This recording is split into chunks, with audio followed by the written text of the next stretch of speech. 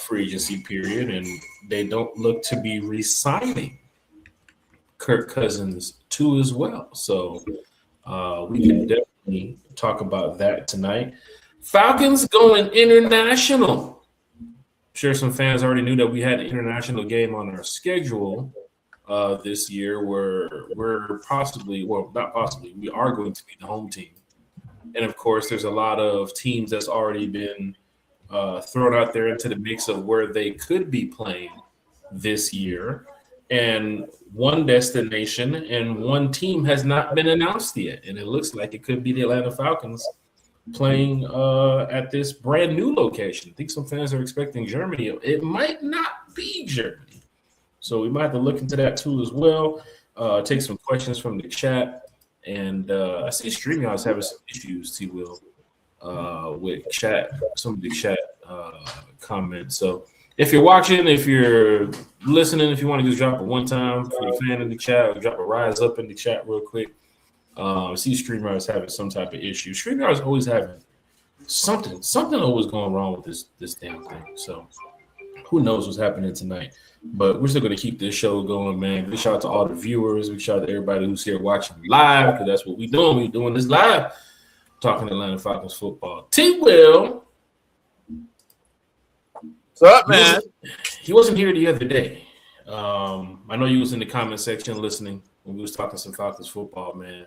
Right. Gotta get your thoughts, man. Gotta get your thoughts, man, when it comes to Kyle Pitts. Now, the Falcons did use their franchise tag. I'm going to go ahead and change this banner right here, because this is from the other day. So let me change this banner. The Falcons did use their franchise tag on Kyle Pitts. It's like the fourth time they've ever done that in the history of Falcons football. And this is big.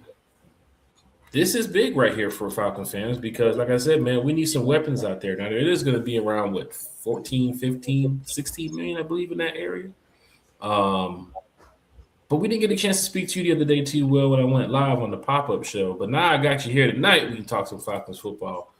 What's your thoughts, man, about Falcons franchise tag Kyle Pitts, man? Because he looks like he's going to be ready to go back with the Atlanta Falcons. Also, he's going to be showing up to tight end university this year too as well. So that's going to be pretty interesting.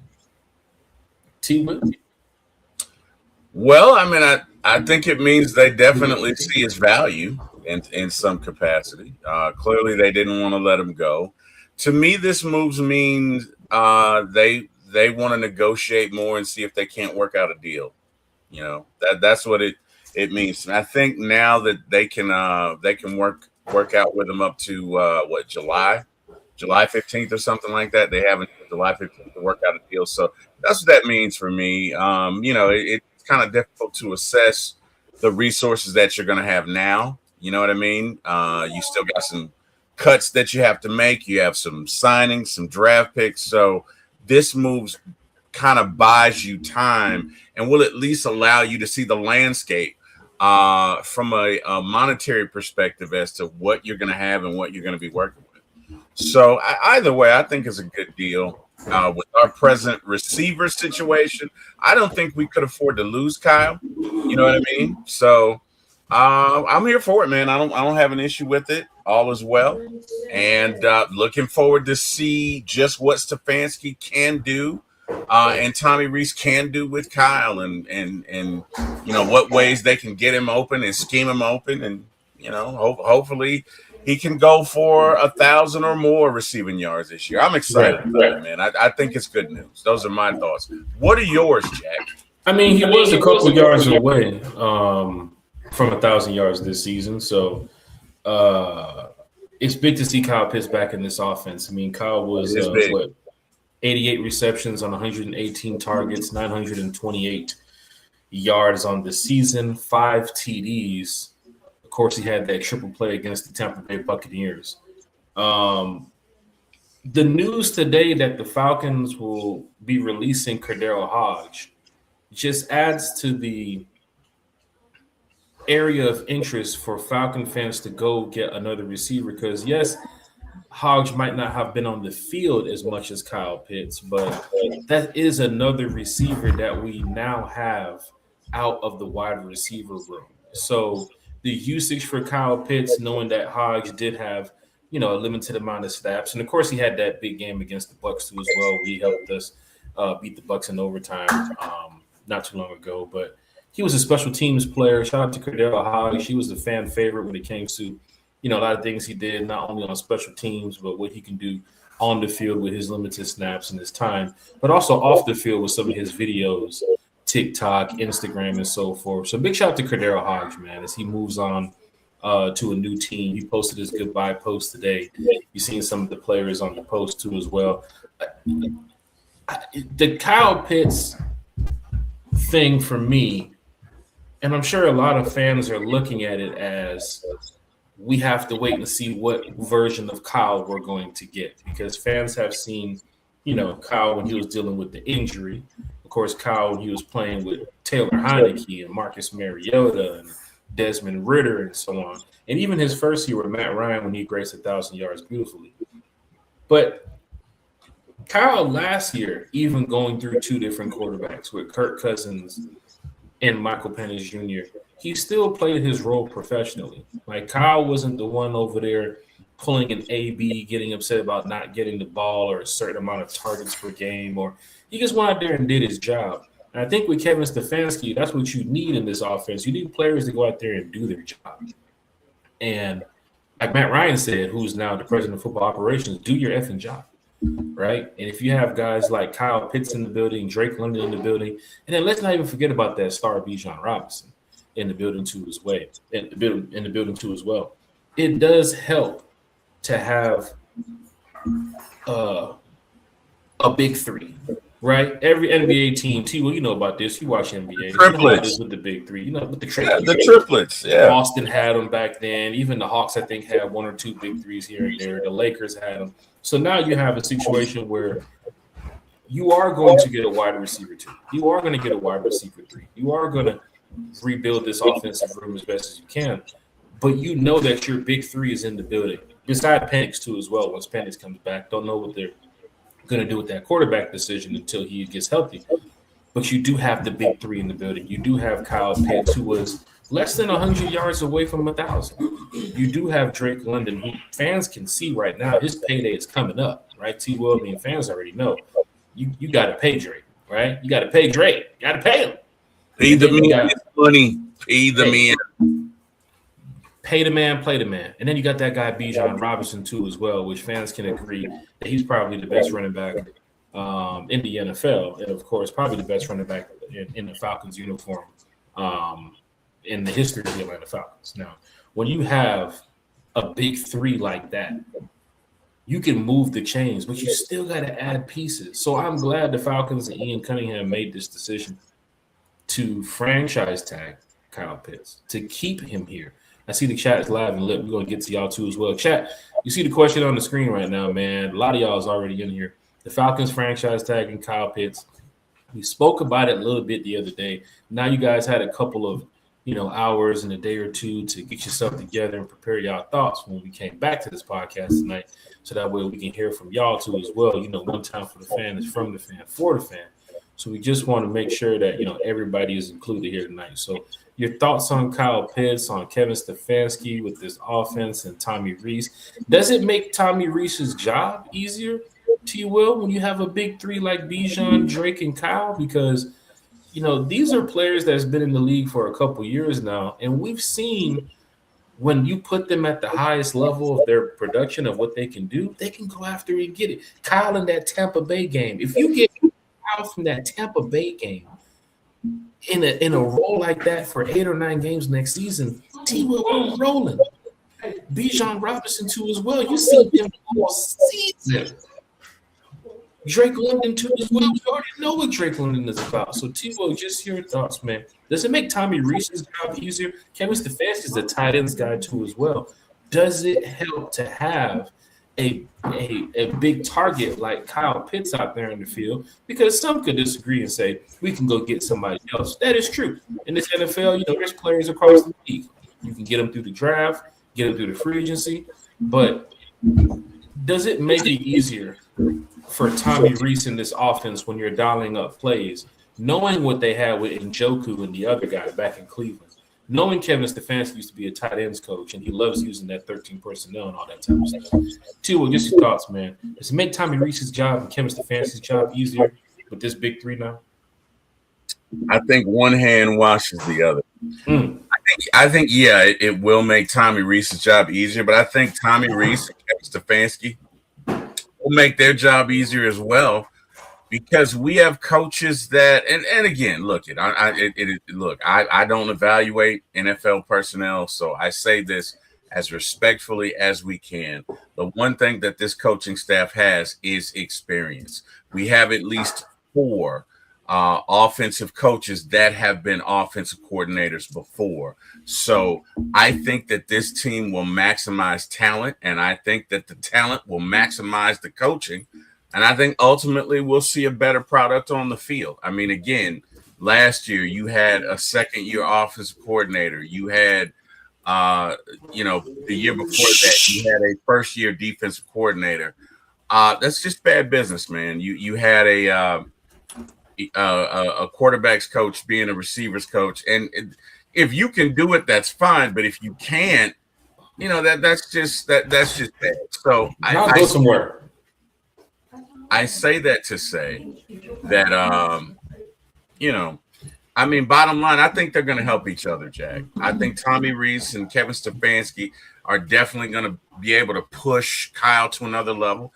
But I think having Kyle is going to give their coaching ability the room to go to another level, because again, as Robert Duvall, rest in peace, who recently passed this week, said, hey, you know what I mean? When he's talking to Tom Cruise, there's just certain things only you can do in a race car, right? There's just certain things only Kyle Pitts can do. You know what I mean? So I think it's a marriage made in heaven, and I'm just looking forward to it, man. I'm so excited about this offense, because to me, it's like this is the first time. I feel like we're watching Friday, and this is the first time they got peanut butter and jelly. You know what I mean? This is the first time they got ham and burger, right? Remember when Smokey says him, y'all ain't never got 2 things that match. Ham, no burger, peanut butter, no jelly. Kool-Aid, no sugar. Right, exactly. Well, guess what? We got the ham, we got the burger, we got the Kool-Aid, we got the sugar. We got all of that now. We got the chef too as well. Somebody's back there cooking. It might be Ian. Right. We got all the things that we needed, right? We got, we got Draco, we got Bijan, we got Michael Penix when he gets back. We got Kyle Pitts, we got Bill Callahan, Chris Lindstrom too as well. Don't forget about the offensive line now. These are all part of the weapons that we got. Right. You got to be able to move that rock. Yeah. And we got Bill Callahan, who's going to teach these offensive linemen how to be great. We got all of the ingredients that we need to make that, NFC South championship pie.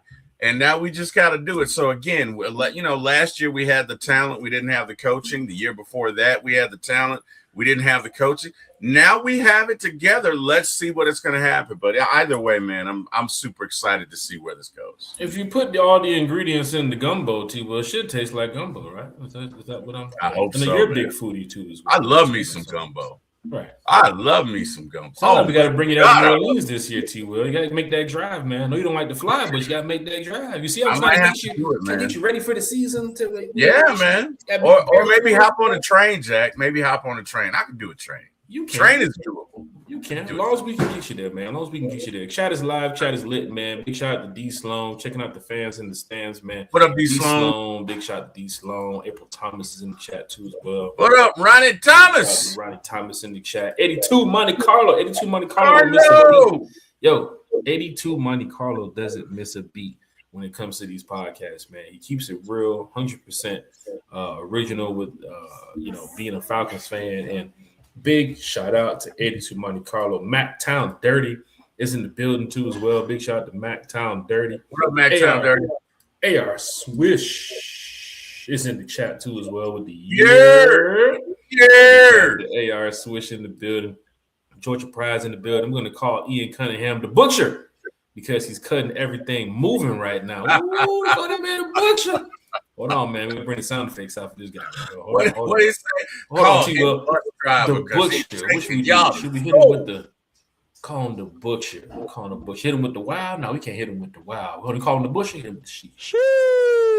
Hit him with the sheesh. That sounds like one of those things you say on the basketball court as you run by somebody. Hey man, call me the bus driver because I'm taking y'all fools to school. That's just what it sounds like. Sounds like one of the nicknames from 2K or one of the video games when you create your player and you're like, what's your nickname? Or the butcher. Put the butcher out there. I'm cutting folks left and right. Slicing and dicing tonight. Big shout out to Georgia Pride in the chat. You Falcon fans, you see the first topic of the day, man. We're talking about Falcons franchise tagging Kyle Pitts. We have a Falcons mother in the chat, Jack. We have a Falcons, or at least we do have player family in here too. We got Mama Malone in the chat. Mama Malone. How you doing? Shout out to Mama Malone. That's right. Big shout out to Debo. What definitely up, hope Debo is getting back to 100. Got my little big brother, Eric Parker. What it do, little big brother? How you doing, man? Hopefully all is well. Parker, man. I was just talking some Falcons football with him too not too long ago as well. Yeah, he was just teasing me. He was just teasing me in our chat. I tell you something about little brothers, man. They have no chill, man.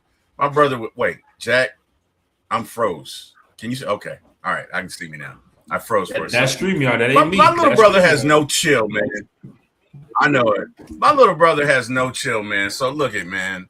I'm fighting to be with y'all today because I tell you what, man, my stomach is on one and my little brother's like, it's all that drive you food you got. Eat that damn Taco Bell again. But that's what they do, man. That's what little brothers do. I'm sorry. Was it Taco Bell though? Nah, it wasn't Taco Bell. Who still eats Taco Bell? Who keeps Taco Bell open? Who's still buying Mountain Dew and stuff? Like, who is still doing these type of man, don't talk about the dew. Okay, I got to draw the line there. Don't talk about the dew. But no, it was salmon. It was salmon. It just. Hey, I love salmon, but you know, when you get older, sometimes salmon can get the salmoning on you. Hey, let me tell you something. When you get older, Jack, you're young. When you get older. T-Will, I'm not a YN like that though, T-Will. I think you ain't in your 50s. I'm telling you, when you get older, it's not if you like food. Is it food like no TV, guys? Is it food like you? Hey man, I am not lying. I'm not Eric Parker. I rock with the salmon. I rock with the catfish. You know, I rock with that type of stuff too as well. But there are some days. You know what I love, Jack? I love crapping.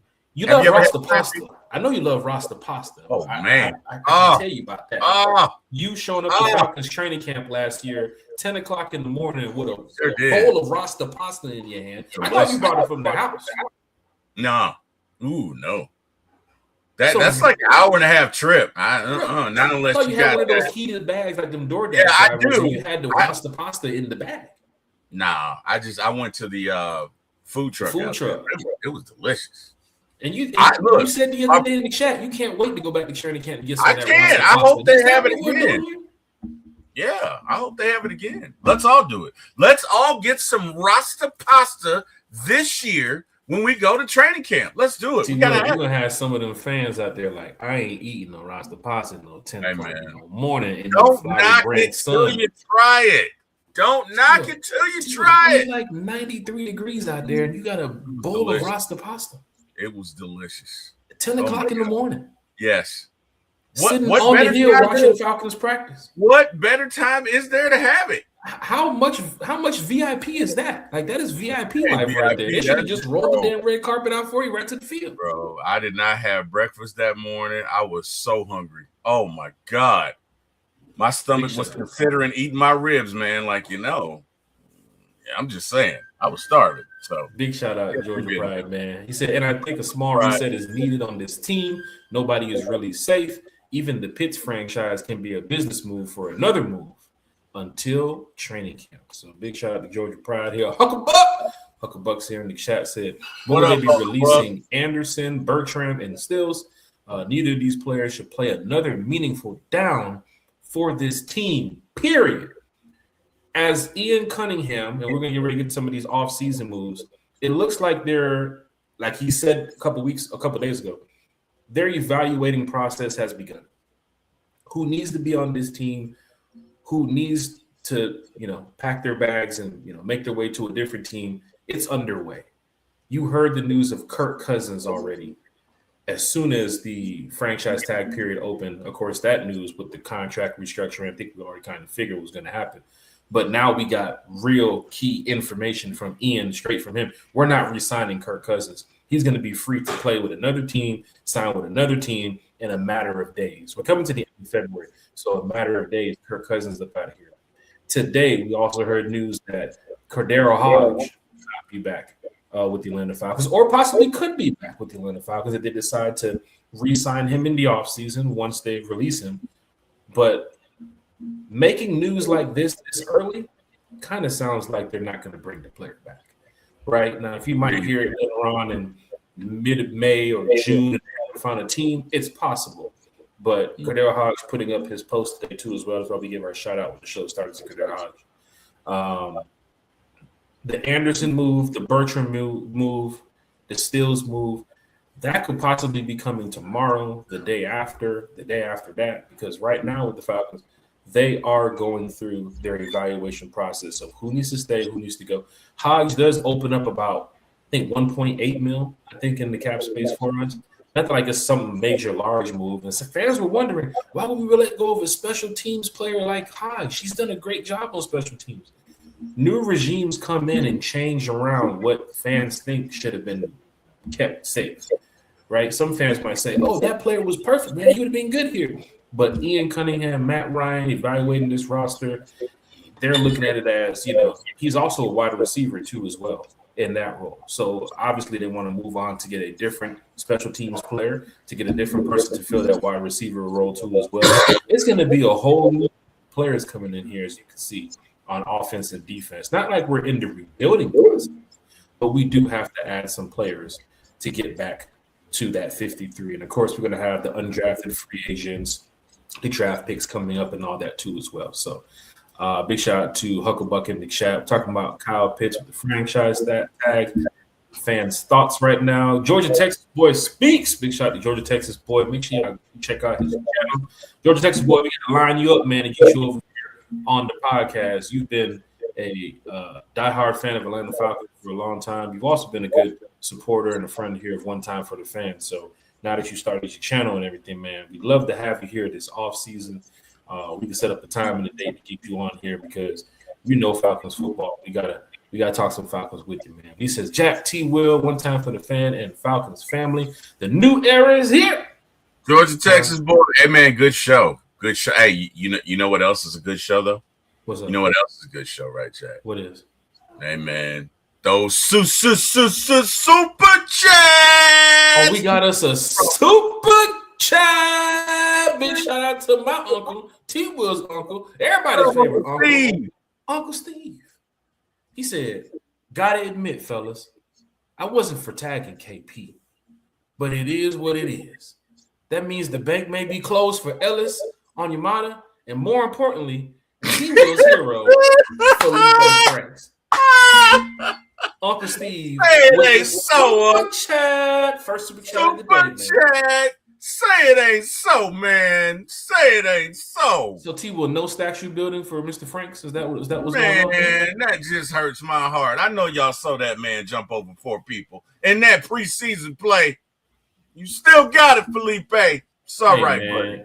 It's all right. Do the Falcons, when they go through their evaluation process, decide that Franks is a part of the future? He's not expensive, but do they need a Felipe Franks right now? Is his role somewhat?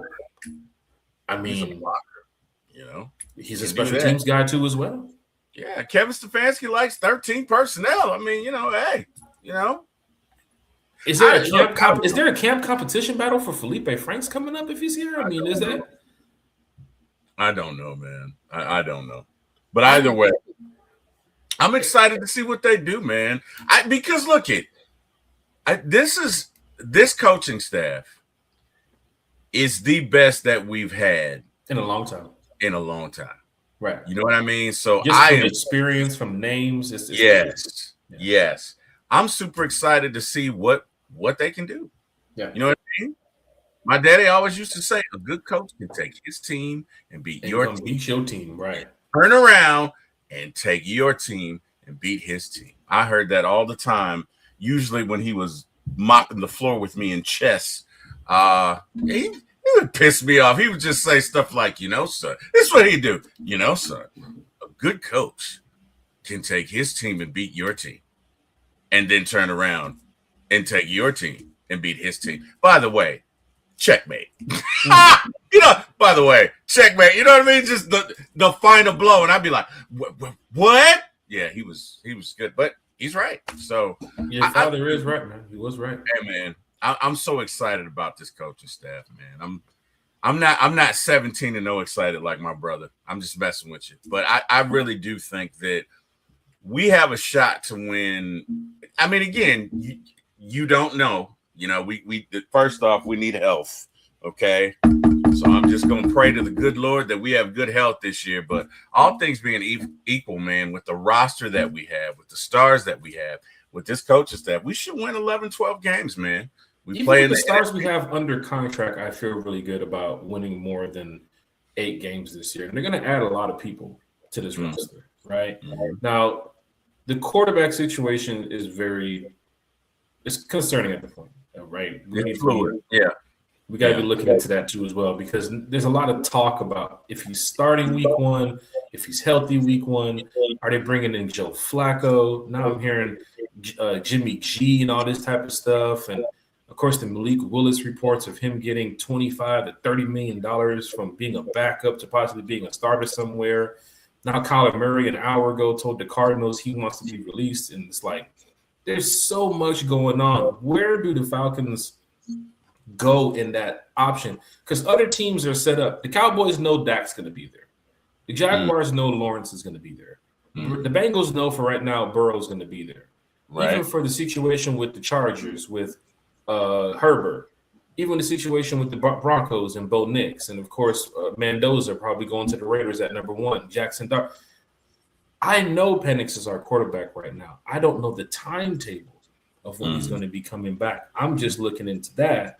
And of course, how does Kevin Stefanski value his first season as?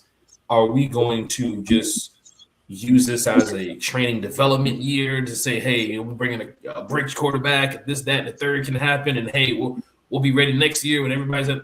I don't know, but I'm ready to see what this team can do. But the players that's under contract right now, I do think it's a playoff caliber team. AJ Terrell, even with JPJ in his situation, James Pierce, Divine Diablo, Jalen Walker, Xavier Watts, Billy Bowman when he comes back, Jesse Bates, Chris Lindstrom, Jake Matthews, that offensive line, Bijan Robinson, Drake London. We're going to add to that, and it's going to make it even better. And of course, when you have a head coach who knows how to head coach, no shots at Raheem, but I think it's going to be something that fans will be excited for this year.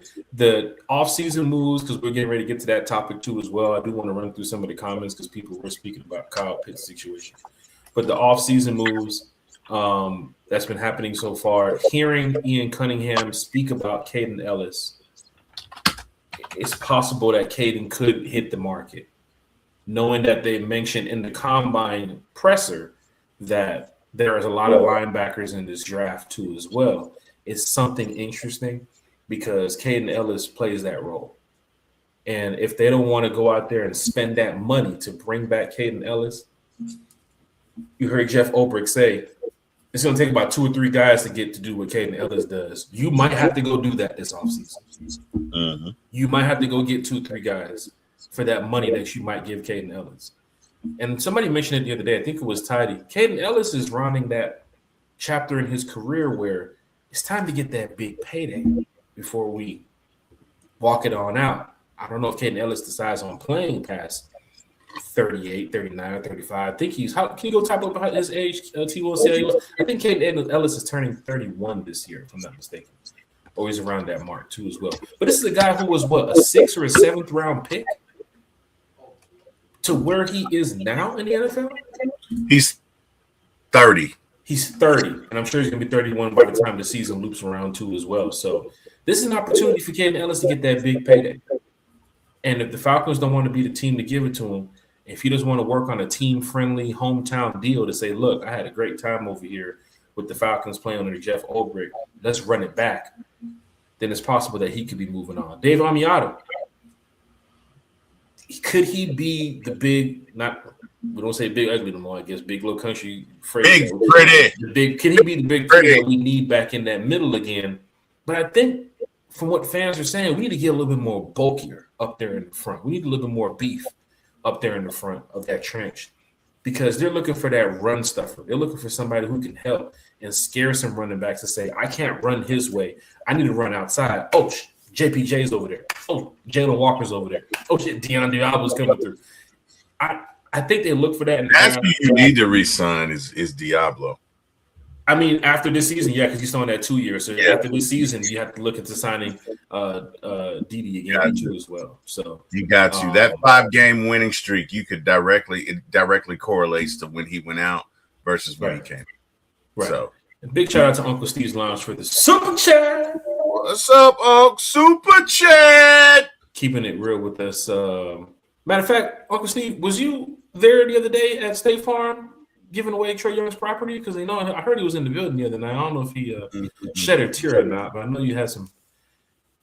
Papers in your hand for some houses to be sold. Wow. So big shout out to Uncle Steve. What a tribute, man! What a game Kuminga had, man. Let's go, Jonathan Kuminga. He looked around and saw people in the front row with the Magic City hoodies. He was like, I'm trying to go to Magic City too. And he looked like the way I do my brother on that court, man. Sheesh. I'm just kidding. Knowing Eric Parker, he out there playing in flip-flops. He ain't no ball let me tell you something, man. That big Eric Parker, man, I don't want it with him in basketball. Yeah. I've seen him play ball. I don't want it. He can ball. He can ball. Eric Parker? Yeah, he can ball. We're old now. Well, but he is a content creator now because he's with the Eric Carey and Terry show. I know back to get him out there for the content creator Olympics. T. Will, can we offer an invite to Eric Parker with the content creator Olympics? Bro. I mean, he's my brother, of course. Even if he wasn't a content creator, he's my brother. Of course, he's welcome. But I don't know against me, T. Will. I don't know about his game anymore. Is what I'm saying. Like we're old now, so I don't know about it. I know about his game 20 years ago. I know you didn't want it with him then. I don't know about now. The way you were chatting the other day in the chat about you playing me one-on-one in the game of basketball, that's your brother. I mean, that's just talking trash, man. I'm just saying. I wouldn't even finish the first quarter, Jack. I was gonna spot you 5 points. I spot Eric 10 if you could spot me. You could spot me 10, and I'd still lose a game to 11. So I don't know that I'm the benchmark that you use. But again, I don't know that my brother's in the shape that he would. Now, 20 years ago, he would have cleaned your clock, man. It wouldn't have even been close. But I don't know about come out there playing in them flip-flops, man. I get him. The King Atlanta supporter, man. He said, I'm happy Kyle Pitts returns. Will is in the What up, Will? What's good, gents? For me, the Callahan hire will also help Pitts from a blocking standpoint. His only drawback. Big shout out to Will the Thrill. Even Terry Fontenot today, talking with I think with NFL Network about how happy he is for Kyle Pitts and of course what Kyle could possibly be in the future here with the Atlanta Falcons. So big shout out to Kyle Pitts for he could have walked, he could have left and said, I don't want no tagging, getting up out of here. I don't want that. We don't play the moves. But Kyle Pitts looked like he wants to be with Kevin Stefanski in this offense. What the Thrill said, no water. Big shout out to Will the Thrill. Larry's in the chat with the what it do, fellas. Larry, what's up, man? We also have player family in the chat, everybody. So, of course, we respect the players, we respect the organization, and we respect the player family too as well. So, big shout out to Mama Malone in the chat. Mama Malone, how you doing? She looks so young, man. Mama Malone? Yes, she looks very young. Hey, let me tell you something now. Mama Malone? She looks young. Cool now. I don't know what she's doing, man, but she looks very young. Like you saw her at the Rams game when she was over there right next to us, right? That was the family right there. That's the crew right there. You know what I'm Yeah, saying? honestly, I would have thought she was in. I mean, she just looks young. I don't want to say the wrong thing, but she be looks blinged young. out in that number 51 too as Oh, well. yeah, man. Mama Malone, where my 51 at, Mama Malone? Where my 51? Man. Yeah, man. I still ain't been by there to go get my stuff, man. She sports the drip. She sports the drip, as they say. Oh, she dripped out. I love Mama. William Smith's in the chat. Penix is being surgically butchered. Oh, what? Damn! Whoa! Hey! Whoa! What was this comment? What? Jeez. I think he's being metaphorical there in that maybe he's referring to criticism. I don't know. Hey man, we got Home Team in the chat. What up, Home Team? Man, I recently did a show with him, man. We got to get Home Team on the show, man. I dig Home Team. Home Team is all right, man. I like Home Team. Shout out to you, Home Team, man. The Home Team of Blackberry. Yeah. I like him, man. I like him. Makes good points. Very down to earth. Very funny. Good dude, man. I like Home Team. That's the good thing about this Falcon content creator space. You got a lot of people like Home Team. Yeah. You got a lot of on the marks. You got a lot of big lows out here.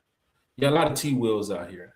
People that can make good points, talk Falcons football, keep it 100 with the fans, keep it 100 with the chat.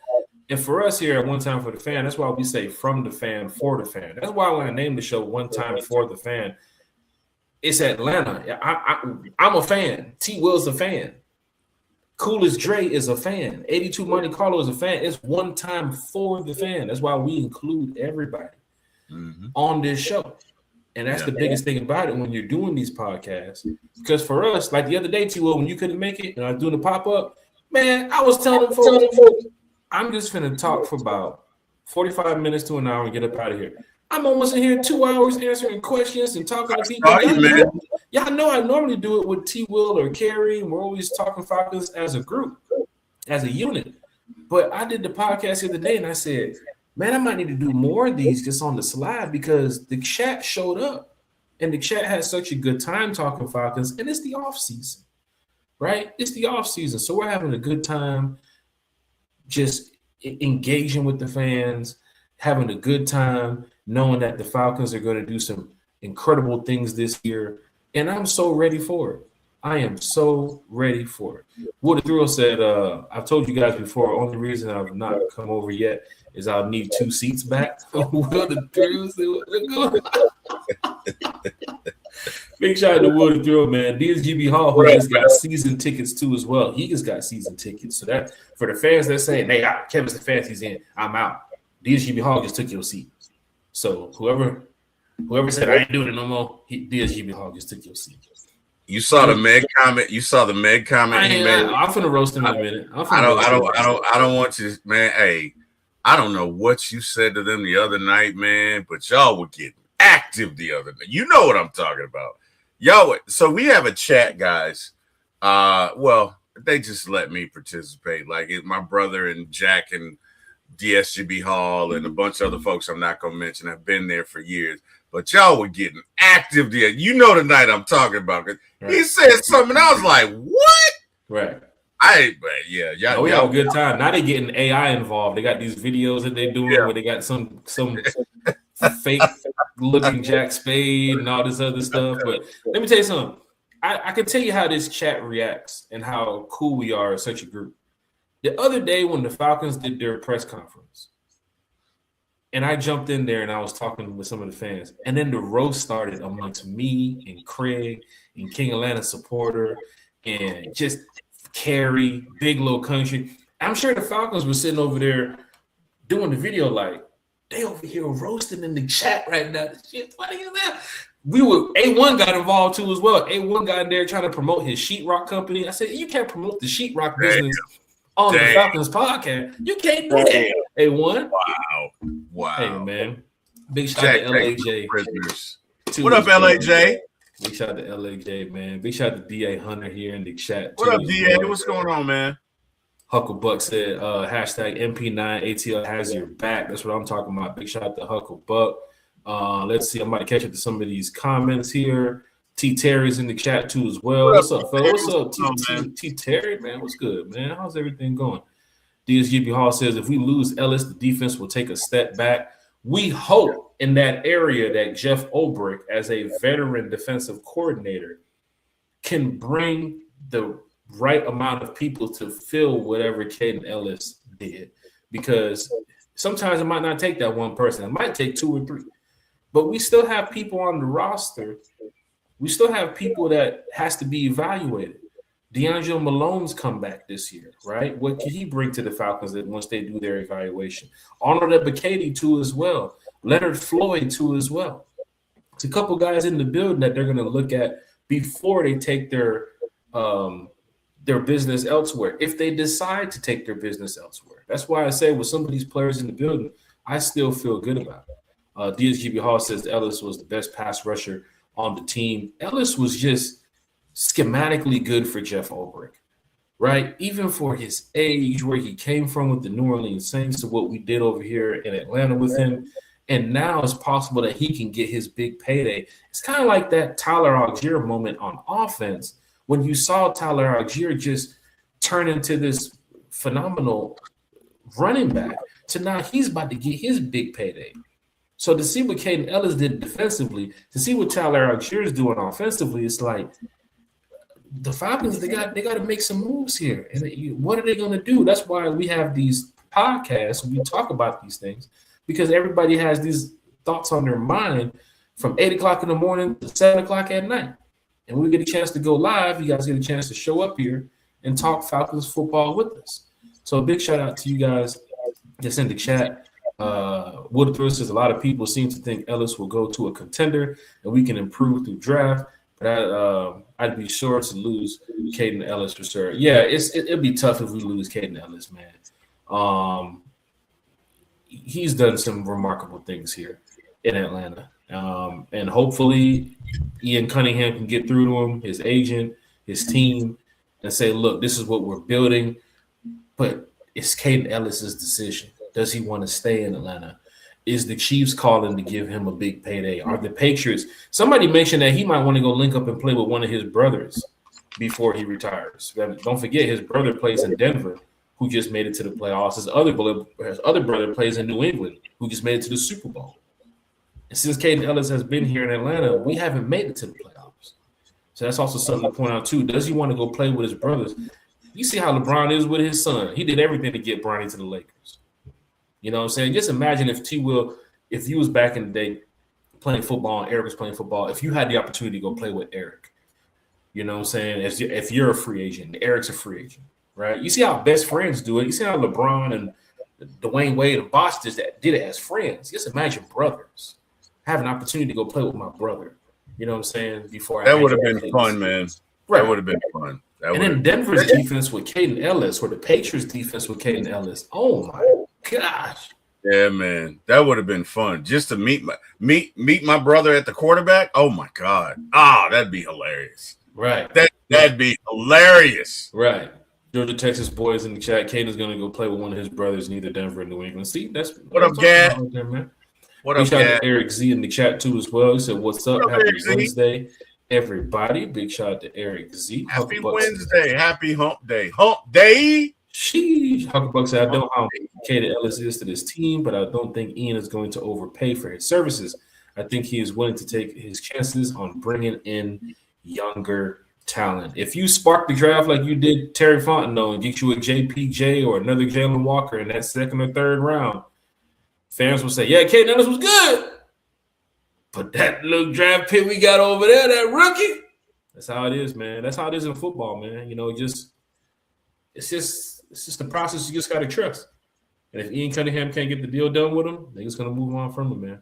We're about to get to it's a DSGB. I see the man comment too as well. We're about to get to the next topic here, man, because we're already at the hour mark. Hump day. Said happy hump day, everyone. Big shout out to Cass in the chat. Rolling through these comments, trying to catch up. Let's see. Black Jedi said Ulbrich is about to earn his paycheck if Caden Ellis leaves. I love that name, Black Jedi. With the Samuel Jackson picture too as well. So these are not the droids you want, Jack. These are not the droids you want. Are you a Star Wars, Scott? Did you I'm the old Star Wars fan, like Return of the Jedi. Right. I'm Empire Obi-Wan Strikes Kenobi. Back. They're in the cruiser and they're trying Bro. to gain interest. And he goes, these are not the droids you want. He's like, these are not the droids we want. I'm talking about the Jedi mind trick. That's what I'm talking about. But they lost me on the Star Wars once Yoda got there. Once Yoda got there, I was like, okay, this is going. I mean, Yoda's cool. But there was one, I forget which one it was. Strange you are. To Yoda not like. Okay, I can't do Yoda. I tried. These movies like that, man. You need to be an actor, bro. So we need to get out there and do something. Oh, man. You know what? I wanted to be a long time ago, but you know, it is what it is, man. You know, it is what it is. To be honest, go ahead. I'm good, man. Like, I had a good life. Not like I'm dead or anything, but I enjoy. They find actors at any age, bro. There's casting calls all over the city. I don't want to do that because I just, man, look, I'm a homebody. I love doing this. I love seeing my wife. I love seeing my kids. And I don't want to be. I don't want to be out. I don't want to be out. I want to be in them streets. To me, this is fun. You know what I mean? Like I love doing this. But yeah, I used to really want to be an actor back in the day. You know what I mean? But anyway. I think Samuel L. Jackson got his career started late too as well. A couple people in the industry. I see movie stars pop up all the time. Like, who are these dudes? Go back and check their movie film credits and everything. They don't even be in a bunch of stuff, T-Will. You can at least start out on like General Hospital or something. Or maybe start out on do you see how big this chin is? Man, my brother told me the other day. It's funny because it was on the Terry Carey and Eric show, which you can see it for my ATL Sports One. But Eric's I was joking around, and I called him big head, and he was like, "Don't you ever." I went back and watched it. It's the funniest point. He said, "Don't you ever," and I mean ever call anybody big head. Nah, man, I'm good, man. I'm good being in the background. Well, not in the background, but you know, this is my lane, man. I'm good here. You're doing a great job with the podcasting. I'm sure if you make it, if they have any extras for Avengers Doomsday coming up to you, and I look up and say, I'll do that. I'll do me some Doomsday. Captain America. I brought you the time stone, Captain America. Back and finish my podcast. DJ Big in the chat too as well. What up, Jack and T-Will? What up, DJ Big? All right, let's get to the topics, man. Falcons fans, we did talk about the Kyle Pitts thing right here too as well. Let's move on and let's get to some off-season news and updates for you Falcon fans. Kyle Pitts tag, T-Will. Right? Yep. Cordero Hodge looks like he's probably going to be released. Do the Falcons decide to bring him back? That's a move that, of course, the staff is probably going to be looking at. I know when you have a special teams guy like Hodge, you got 30-something other teams in the league that's possibly going to do what? Look at what the Falcons are doing. And one thing I must say, the Falcons are releasing a lot of this information early. I've seen a lot of other teams around the NFL, like they're waiting until March and they haven't said nothing. The Falcons had already mentioned Kirk Cousins is out the door last week. They're like, wait, hold on. The Falcons are doing what? Remember, they was one of the first couple teams to hire their head coach, to get the GM search underway, and it's like, people are over here paying attention to the Falcons. We're building something special here in Atlanta. But we have, if I'm not mistaken, the Caden Ellis news about we have to look into that with Ian Cunningham. Cordero Hodge, who was told today that he's going to be released. Kirk Cousins, who's going to be released. Kyle Pitts re-signing. The Mooney situation too as well. Remember they talked about that the other day. They have to look into what they want to do with Mooney. It can save you some money, but T-Will, I'm not going to sit here and have a 2-hour conversation about this, but fans can chime in on the offseason news. Fans, I need your opinion. Does a healthy Darnell Mooney help your wide receiver 2 role right now? Because we saw Mooney when he was healthy 2 years ago when he got here. Yeah. That was a big player for us. He was 8 yards away from 1,000-yard season, and really in some games he carried us. So and you know what? Stefanski likes those little gadget receivers. So I mean, I could see a world where we do keep Mooney. I mean, look, we need all the receivers we can get. So does Mooney want to take a pay cut here? Do we want to pay Mooney? Now, I know fans will say, don't overpay Mooney for what he's done last season. He was injured. Yeah. He was banged up, and we knew about it because why? The other potato head, I'm saying like you, T-Will. Ah! Ah! I just want to call him that. Raheem came out there and lied to the people. Yeah. We saw it from training camp. From what, matter of fact, me, Eric, everybody, we was there that day when Mooney went down. We were all there when he went down and hurt himself. Yeah. Because he almost made a beautiful catch. He laid out. You see him lay out, right? And he comes down on that shoulder, and he got up, and you could and it was like the Walking Dead, like he was over walking like this, right? My first thought was it's either a collarbone or his shoulders out of the socket. That was the first thing I thought. And of course, then we hear Raheem say, he'll be okay. It's just a little, Right. Just a little scab. He'll be all right. Just a little scab. We'll rub some Robitussin. We'll pour some Robitussin on it. He'll be okay. Just rub some tussin on it. It'll be all right. Roll Charlie around. Roll Charlie around. It'll be all right. And let me tell you about Zach Robinson, though. You know how right. Quickly finish. buddy. But does Darnell Mooney, Falcon fans, your thoughts? A healthy Darnell Mooney. Look at the wide receiver market right now. Everybody go look at NFL.com, look at Spot Track, go type in the free agent. Look at the free agents that are available at the wide receiver position. You know Penix is going to be coming back. You know Drake London's in the building. Kyle's in the building. Bijan's in the building. You still got the offensive line there. They're going to be making some moves to beef it up next, Y, and Z. Mooney has taken the time now to get back to 100%. Does a healthy Darnell Mooney look good in this offense this year? Can you see, Falcon fans, Darnell Mooney back with the Falcons? Now, they did mention that's something to look at when they mentioned it the other day. I think it was Ian Cunningham that mentioned it. But for me, he was a couple yards away from 1,000 in Zach Robinson's offense. Mm-hmm. Yeah.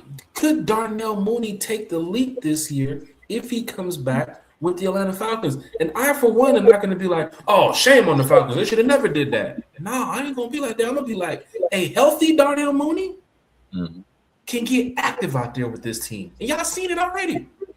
Yeah. Last year wasn't the Darnell Mooney we was expecting. I don't want to hear nobody saying, oh, he's a bum. He tried. He was injured. Mm-hmm. He was injured. Even some of the routes they put him in was like keep him away from getting hit. Mm-hmm. But a healthy Darnell Mooney is what we saw when he first got here. And T.O., you mentioned it. He was one of the most wide open wide receivers in the NFL, I believe it was. Yeah, well, going back from 2022 or 21 to 20 through 24, he was the most wide open receiver in the NFL. Meaning per route, he's always open. Up until 2025, he's always open, and you can see that because he's fast as all get out, and his breaks his operating skills is pretty good. Yeah, it's phenomenal. So you bring him back healthy. You got Drake on the other side. You got Kyle Pitts. Let's go. So, April Thomas said, "Can they pay Mooney with food stamps?" Come on, man. Come on, Ronnie Thomas. Come on, Ronnie. Ronnie Thomas. Uncle Buck said, beyond the injuries, Mooney's body language was not good on the field. I go free agency and draft for wide receiver help. Uncle Buck is here in the chat talking Falcons football. Lisa Shepard got a celebrity in the chat. Y'all don't know who Lisa Shepard is. Lisa Shepard. Everybody knows Lisa Shepard. Lisa said, wasn't that the first day of training camp when Mooney got injured? Yep. We knew instantly that it was serious by the way he was looking. This wasn't even – I don't even think they were fully in pads. No, they just had the helmet, and I don't think they were fully in pads. They had the helmet. You're right. I don't think they were in pads. He was going for the extra mile on that ball. He was going for it. Well, first off, it was a beautiful throw. Oh yeah, I think that was Penix too as well. Penix put on the money. Yeah, but it was a beautiful throw, and you see him stretch out and get it. It's the kind of throw that if you don't make that catch, you just feel bad. You feel like you cheated your quarterback. So Mooney stretches out. Brings it down. I mean, full extension, brings it down and comes down on that shoulder. And somebody else landed on top of him too as well. I forget who it was that landed on top of him and pulled him over. Yeah. But once he got up, he hit one of these moves, and we can see it because when you're on that practice field, for the fans who've never been to Flowery Branch for into the public practice, you got a good view of everything happening. If you're like Larry from the Dixon Way at the top of the hill, you got a really good view because you're watching the route running. You can see the schemes and everything that they're running. It's vanilla style plays. They're not going to go out there and run their straight coverages that they'll be running all season. But they do plays. Spider banana. Give me 2 spider banana. Right. John Gruden plays out there for training. But they run the plays that they know that all 90 of these players will be running because they want to see how these guys look, how they're in shape, of course, how the route running is, ball catching skills. But when they go to that barn back there, when the players leave and when the fans leave and they go to that barn, that's when the playbook comes out. That's when they start bringing out that real stuff, And of course, throughout the season, they always update it, and they, it's always a lot going on. But training camp is fun, man. I love training camp. Can't wait to get back out there. J Kid CEO said, "Yo, yo, yo." Said, "Rise yo, up. yo, yo, CEO. Yo, yo, yo." 82 Monte Carlo said, "Get Donze back there." Is he a free agent? He's got a couple years, doesn't he? Like, wasn't he a rookie just last year? He's still on the rookie contract, ain't he? Yeah, I don't think they're going to trade him. So, hey, I saw the Bears announce that their linebacker is available for trade, so maybe that could be something too as well to look at. Let's be real, man. Caleb Williams is him. Okay, that damn throw where he ran 30 yards back, zigzag like he's on Madden, and it's 2004, and threw that ball. Man, that play was phenomenal. I watched that was a Madden Vic pass from back. Bro, in the day. I'm ready to watch. Like, what are you doing? Oh my God! Did he throw that? The Rams corner who bit too early, he trying to put his hand up, and I'm like, bro, you're like 3 yards away from the ball. What are you doing? Like, bro, how do you throw was ball flying over your head like this? Like, look at that! Look at him! Look over there! Oh shit, he caught it. Man, let me tell you something. Caleb is Himothy. Caleb is Himothy.com. Right. Every week. Himothy. DJ Biggs in the chat. He said, with the wide receiver room, I think I would. And DJ Biggs is thinking about it too as well. DJ Biggs, so big shout out to DJ. Will the Thrill said, I'm not against Jahan Dotson either. The wide receiver room in the free agency is not a big market. I know fans are saying, hey, we might need to look at Alec Pierce from the Colts. The Colts are probably looking at it as we might need to keep this guy because once he hits the market, it's going down in a major way. That's the guy who's going to be a top tier receiver to look at too as well. DJ Big said, run it back. Run it back. Big shout out to DJ Big. Will also said, all due respect, I feel like Mooney's more of a high 3 than a true 2, but could get back recovery pending. We'll see. There's something to think about. I like these offseason moves that that Ian is already working right now. The draft, the combine is getting ready to get underway, so they're out there watching some players. And, of course, the draft is coming up too as well. Ian also stating this is the last time the Falcons will be having 5 picks. Terry, you hear that? Your general manager said this is the last time we're going to have 5 picks. I don't want to throw the Raheem stuff in there. This is the last time we picking in the top 10, but your boy Ian Cunningham, man, he talks with a little bit of – you ready to throw down. You know what I'm saying? Like, he stands with what he says. I don't think we're going to have 5 picks in this draft. I think we're going to trade. Mm-hmm. I think we'll trade back, honestly. Mm-hmm. We might not turn it into 10 or 11, but I could see us turning it into 8. If you turn these 5 picks into 7 or 8 picks, I'm perfectly fine with it. Mm-hmm. We don't have to go overboard and get 12, 13 picks and all this stuff. But he did say that they're going to, when he first got here, they're going to draft and develop and retain. That's something to look at too as well. One thing that I liked in the interview that Ian said is that, they've told, communicating up and down that, we're looking for traits. And you don't necessarily have to be perfect and draft a guy in the first round, but you're looking for traits as to this guy needs to be able to do this. And what they did was they compared guys that have been drafted in the 3rd, 4th, 5th round. But specifically, we need him to do this for this particular defense or offense. And I like that because that says that you're drafting for a purpose. You're not just drafting because, oh, I like the way he runs his hitch. And I like you got a specific purpose and a specific thing that you're doing. And if you draft this guy with this traits, we can coach him up to this level. I really like that. So I'm excited, man. I'm excited to see what he can do. Although it'll suck that we probably won't get a pick the first night. Matter of fact, are we even gonna go live the first night since we don't have a pick in the first round? I don't think there's a reason. We did our show. You know, it's fun to do these draft shows, T. Will. We did our draft show last year, almost 5 hours.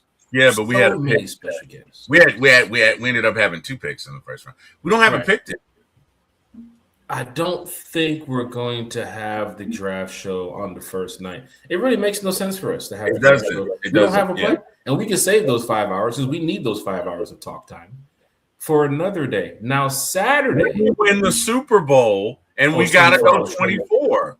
We're gonna need those hours, Jack. 4-hour stream. Y'all hearing it here first on One Time for the Fan. There's no other content creator who's saying that.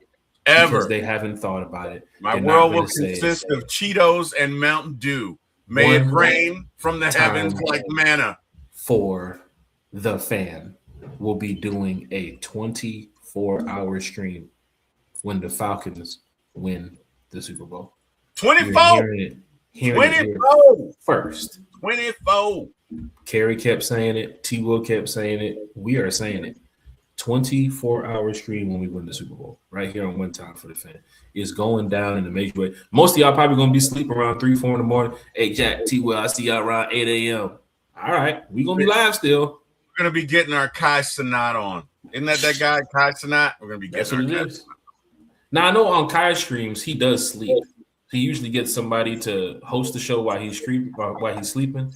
He might get he had the Spider-Man dude do it one time. He had the drummer playing music in the background one time. But yeah, we are doing that 24-hour stream. We got a celebrity in the chat too as well. His name is D. Craig. This young man right here is he's the supervisor at the Falcons facility, working in the housekeeping department. Big shout out to D. Craig. Craig, I told you that the Falcons got a B- on their locker room cleanliness. We need to get it to an A this year. Yeah, that's funny. He said, we got Family Matters on the show. Jack, a.k.a. Steve Urkel. Well, Jack, are you Steve Urkel or are you Stefan Urkel? I'm more like Stefan. Stefan. Especially when I'm on this podcast. And he said T. Will, a.k.a. Carl Whistler. You know. I mean, if we're throwing old TV show references out there, Craig is more like Jazz from Fresh Prince of Bel-Air when Uncle Phil walks in. Oh, it throws about the house. Gets tossed right about the house. It's tossed about the house. Big shout out to Craig in the chat, man, talking Falcons. But yeah, Falcons fans, what up, Craig? When y'all go to the Falcons training camp this year, when they have the garage door open and the players are working out in the locker room, you're going to see the housekeeper. That's Craig. So make sure you guys Craig, give a shout out from real talk, man. You got to come to a game, man. We got to at least have one beer with you, dude. You got to come to a game, man. Well, I don't drink beer, but I know T. Will. You already know we can throw down some rounds if you want. Hey, ain't gonna be no beer though. Hey, look, Craig, I'm gonna warn you. Jack will drink anybody under the table. I really just want to meet you, Craig, and I want to see you talk shit to Jack's face personally. And I just think that would be great. You know what I mean? Matter of fact, if we could get Eric there, oh my God, that'd be like a roast in person. Eric, Eric's gonna be there, of course. But I met Craig the other day, man. He just did my oil filter change, and he did my alternator repair too as well on the old school. So big shout out to Craig, working at Pep Boys over there off of South Carolina. Oh my God, he's gonna kill you. He's gonna kill you, man. If you guys need auto repair, any type of maintenance, make sure you guys hit up Craig in the chat too as well. Hey man, Eric said I look like Uncle Phil now. You see that episode where Uncle Phil punched that dude? They were talking trash to each other, whatever. Dude was a doctor, and Uncle Phil I saw that the other. That was funny. I missed that show. Anyway, Lisa Shepard said we should wait until our second round pick to do the show. I think we should wait until the second round. Yeah, I agree with Lisa, Miss Lisa Shepard. We'll do a day 2 stream for the draft. We're not going to do the day 1 stream. DSGB Hall said Jack definitely won't drink me under the table. DSGB Hall. Oh, okay. I know you're not talking DSGB Hall. Accepted, Jack. We was in Vegas, DSGB Hall. We was in Vegas for the game last. He said, you must didn't see that pic of Jack sleep in the car. Okay. DSGB said challenge accepted, buddy. You drive a Tesla. The Tesla's on autopilot. So, of course. Oh, wow. You know, I'm back there, man. I'm chilling, man. We don't ran through the Tito's. We on, we on that. You know what I'm saying? So he looked back in the back. I'm over there, taking a little snooze, Vegas weather, you know what I mean? You know how it is in Vegas, man. Gamble a little bit, drink a little bit, then gamble some more. So of course he caught me off guard, you know what I'm saying? But it ain't gonna happen again though, you know what I'm saying? But even with DSGB Hall on autopilot, the damn Tesla was still turning to the left and right. Like, yo, slow this damn Tesla down. Goddamn. Shit, man. Get this stuff up out of here. I know that one night I went drinking with you, Jack, man. I was seeing 3 people when I left. That was the longest ride. The one that we were driving back to the house, or the one we had to get on the train? Because that one right there, you were train. You were lit. Oh my God. You were lit. Oh my God. I couldn't see in front of me. Damn, straps on T-Will book back kept getting tighter and tighter. You kept seeing the lines on the damn shirt. Yeah, we gotta go. Oh my God. I told you. I said I would never do that again, bro. I know my limit. I'm good. I was so sick the next day. 82 said we can go shot for shot on the tequila or Tito's. Shot on the tequila or Tito's. 82, you saw me in New Orleans. I had that drink in my hand. You saw me in New Orleans with that drink in my hand, big dog. You already know what it is. I tell you one person you probably won't outdrink. That's my brother Eric Parker. Man. I'm telling you. He was slumped that day too as well. He was on the roof with his money. I'm telling you. What birthday was that? That might have been 10 years ago. My 45th birthday, I decided today's the day I'm going to outdrink my brother. And oh my God, did I pay for it. We were playing 21, right? Blackjack 21, and loser drinks, what was it? What did Eric like? Julio. Wait, Don Julio guy? Yeah. Oh, he loves Don Julio. Eric was like one of them drinkers. He might be slurring his words. Bro, no. I've never seen him drunk. I've seen my brother consume large quantities of alcohol, quantities that would have killed me. Okay. Anyway, we're drinking and I'm losing a lot, right? So we're like, yeah, Jose Cuervo. Thank you, Eric.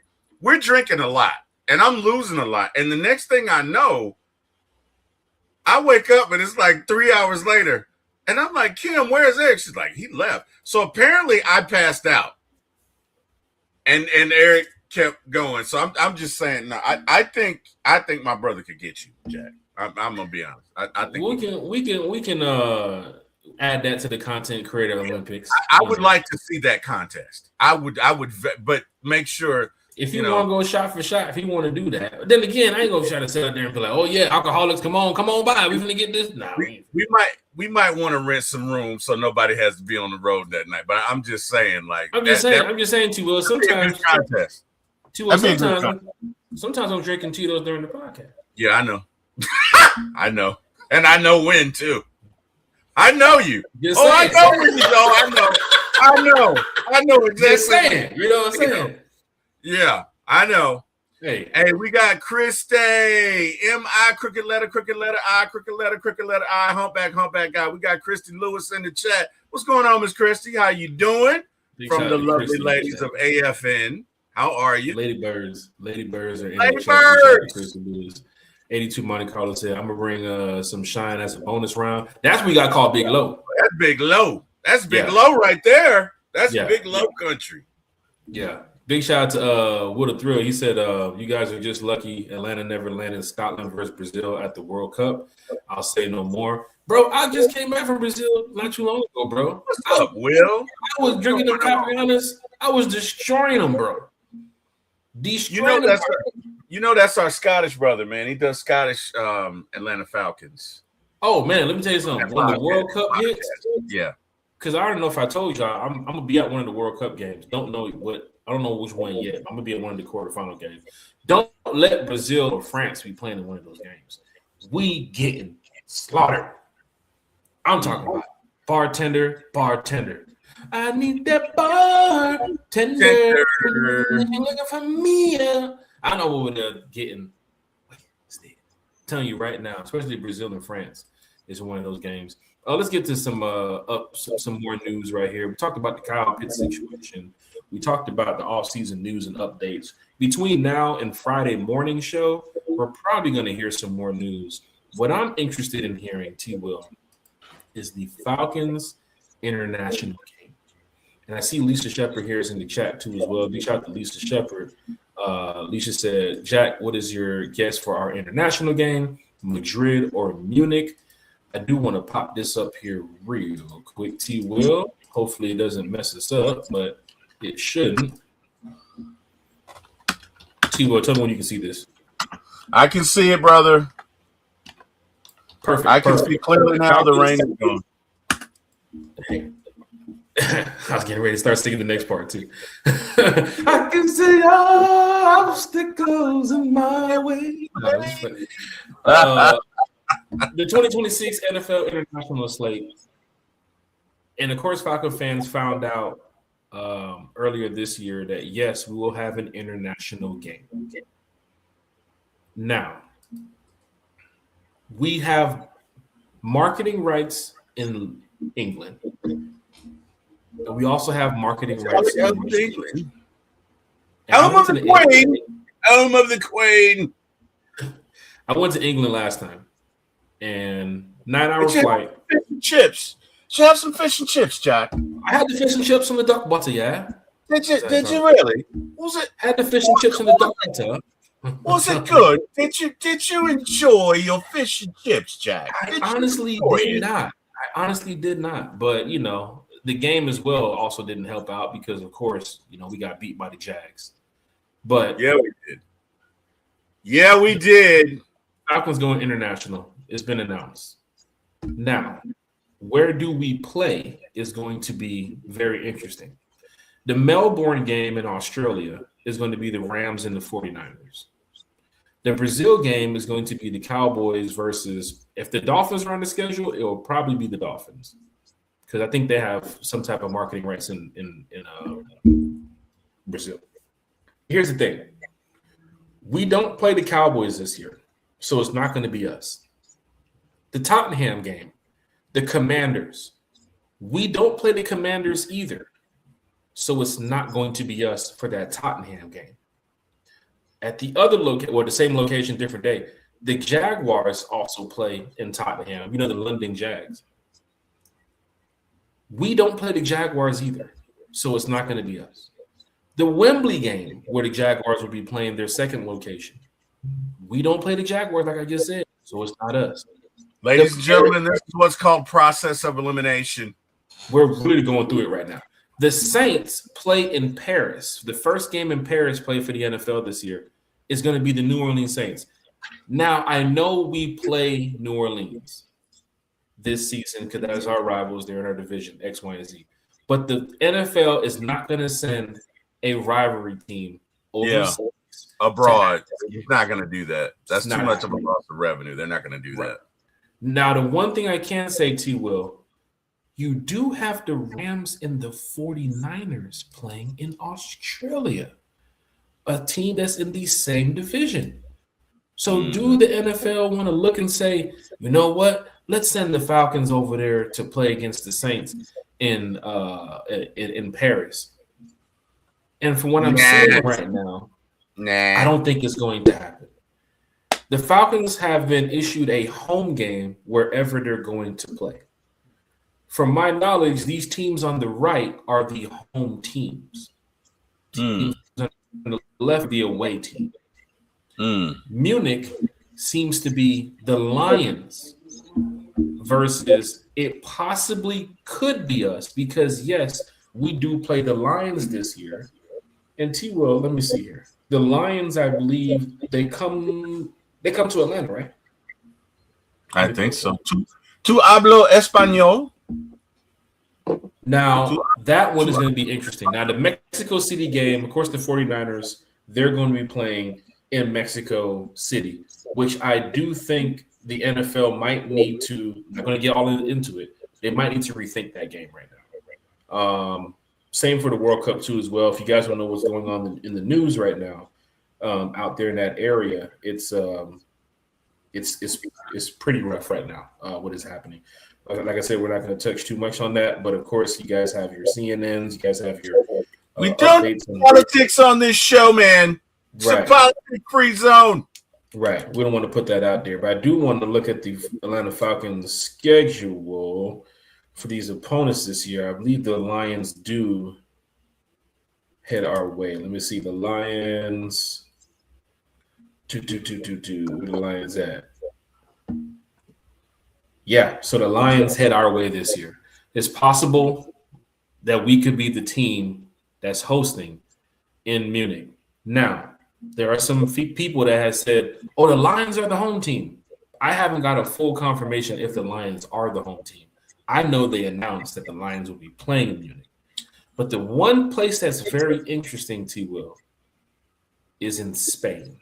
Madrid. Madrid. Tu hablo español?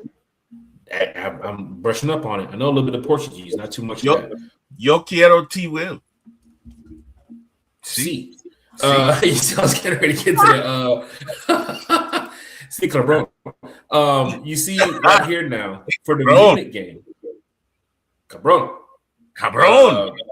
You gotta say it raspier. Cabron. Cabron. Like, you guys need to stop.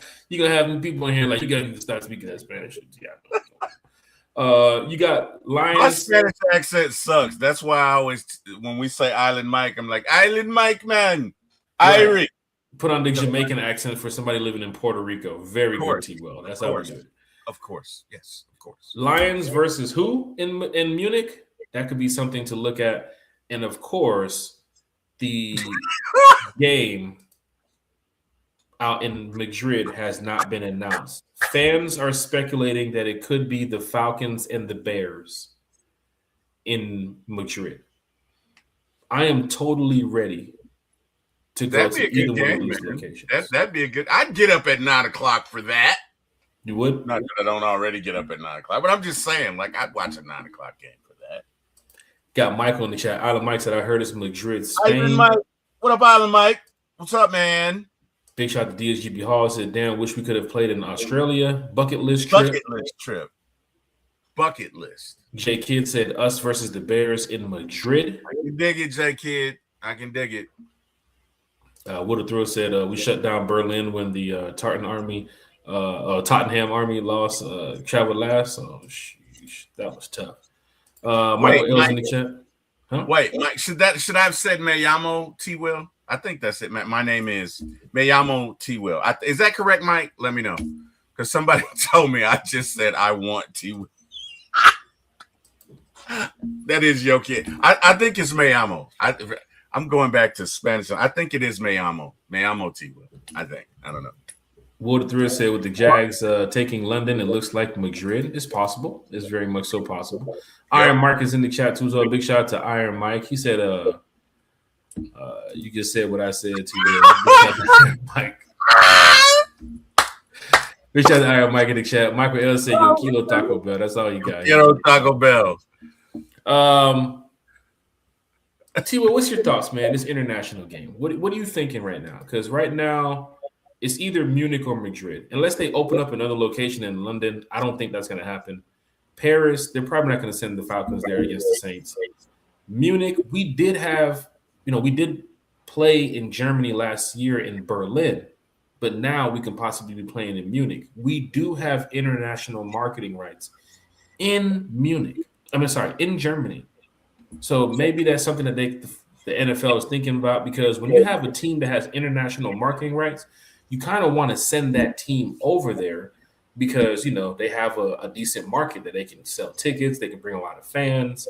Of course, the game is going to be, a big highlight too as well. Remember, we played the Lions in London a couple years ago when they had Matthew Stafford a couple years ago. So not to mention, Madrid is wide open. We do not know who's going to be playing there. Now, this Aussie NFL Twitter page, they've been updating their information about the international games for a while now. They are also stating that it's going to be the Falcons and the Bears. Allegedly, they're saying it's the Falcons and the Bears. Allegedly, due to the teams that are left to not be announced. The Falcons season ticket holders, such as myself, we've already received an email that we're going international. Munich or Madrid, T-Will? What you thinking about? I think the Falcons are going to take the dirty bird and all of our Falconness to Madrid, Spain, and spread it Billy Graham style. Because we're from East Los, Holmes. No, I'm kidding. So that's from a movie called Blood In, Blood Out. Very good movie. Hey, I'm telling you, because we're from East Los, Holmes. No, I love that movie. So if you've never seen Blood In, Blood Out, it's an old movie, okay? And it's three dudes, two brothers, two brothers and one cousin. And they all grew up in the hood, in the barrio in L.A., One becomes a criminal, goes to jail. One becomes a cop. One becomes a painter. But it's a great movie. It's kind of like the Spanish version of Boys in the Hood, but just a great, great story. Hey, Siri. What's up?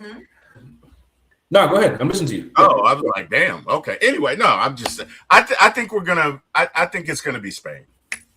I think it's going to be Spain. So – because – go ahead. I'm all for it if it's going to be Spain. Yeah, I think it's going to be Spain. I do. For me, I've always wanted to go to Spain. La Liga. I'm a big soccer fan. Tilo, you know that. Yeah, I know, man. La Liga will announce their 2026 season around the midsummer, close to August or so, around the end of the summer. Is that the league in English? La Liga? That is one of the biggest leagues in soccer Premier football across the country, across the world.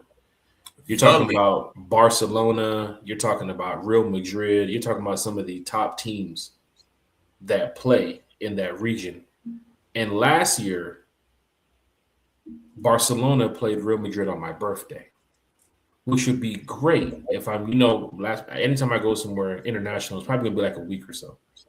It would be amazing if I can go to Spain and not only play some golf because it's around 68, 69 degrees in October. Now, if it's in November, anywhere above 55 or so, I'll still be out there on the golf course. Talked to some people today who has played over there in that area. They said it's a little bit expensive when it comes to playing golf. But I would love to take, what I'm doing on the golf course overseas and play in Spain. That's number one. Also, the food, too, as well in Spain. I'd love to try I bet that would be good. I bet that would be good. Oh, man. I love it. I love also the game, too, as well. International, Falcons going overseas. Like, that would be great. The vibe, the atmosphere. I'm a big fan of the running of the bulls, too, as well, T-Will. I don't know what time of the year that is, but don't let me find out the running of the bulls happens around when the Falcons. I bet you would not do, Jack. Do not tell me about yourself. Don't you do that, Jack? I promise on everything I love. Let me close the screen. Don't you do that, Jack? Let me tell you something. Don't you tell Falcons fans, I promise you, on my bucket list. Bucket list. You are 40, Jack, or you're damn near 40. Bro, you think there's 18 and 19-year-olds doing that out there? Look at some of the videos, bro. Those dudes over there in their 50s and 60s out there. That bull is not going to stop. Bro. That bull is not going to stop, bro. Don't do it. Bro, you got to be ahead of the bull, bro. You can't just be sitting there waiting for the bull to attack, bro. You got to know how to move. This ain't no Johnny Knoxville jackass. You don't be Jack Spade anymore. You'll be Jack Club. Hey, man. You'll be Jack Diamond. You won't have any more spades. I'm just saying. Let me tell you something. Way in hell. There's no way in hell I'd do that. On my bucket list. Hey, chat. Outside of skydiving and certain other things that I want to get to doing. I'm too over. I'll die mid-air of a heart attack. The Bulls is on my list. Matter of fact, let me find out. No, let's ask the chat. Chat, if you guys go to Spain, what is the running of the Bulls in Spain? Jack, chat. If you guys went to Spain, would you participate in the running of the bulls? If you would, drop a 1. If you would not, like me, drop a 2, because you want to get home. Chat. Respond, chat. Let's respond to T-Will's question. If you would participate in the running of the bulls, drop a 1. If not, drop a 2. And I'm just going to tell you, I'm not going to do it. So it's from July 7th to July 14th. Damn, I'll be out there with my Red Falcon jersey and all too. Mike says no. That damn Mike, bro, that bull will be on you so quick. That bull will be on you so quick. The bull targets that one black guy wearing a Falcons jersey. I can see that happening, right? Hey, Lisa said the same thing. I would be a spectator, not a participant. Man, you got to be kidding me. You talking about thousands of people out there in those streets. And that they bull could run you gonna over find too, you. Jack. That Jack, bull they is gonna could find run you me, bro. over. Jack, I'm trying to be your friend here, man. I just don't want to see you get mangled. You know what I mean? I want to see you come back, Jack Club. He's no longer Jack Spade. He's Jack Club. He's Jack with no face. He's Jack with no face. I got, oh God, DSGB. And you got no choice. Ladies and gentlemen, we have a super chat. I ain't saying that shit. You can say it. I ain't saying I that say it. DSGB says Jack from the bull. Jack runs from the bull bag every night.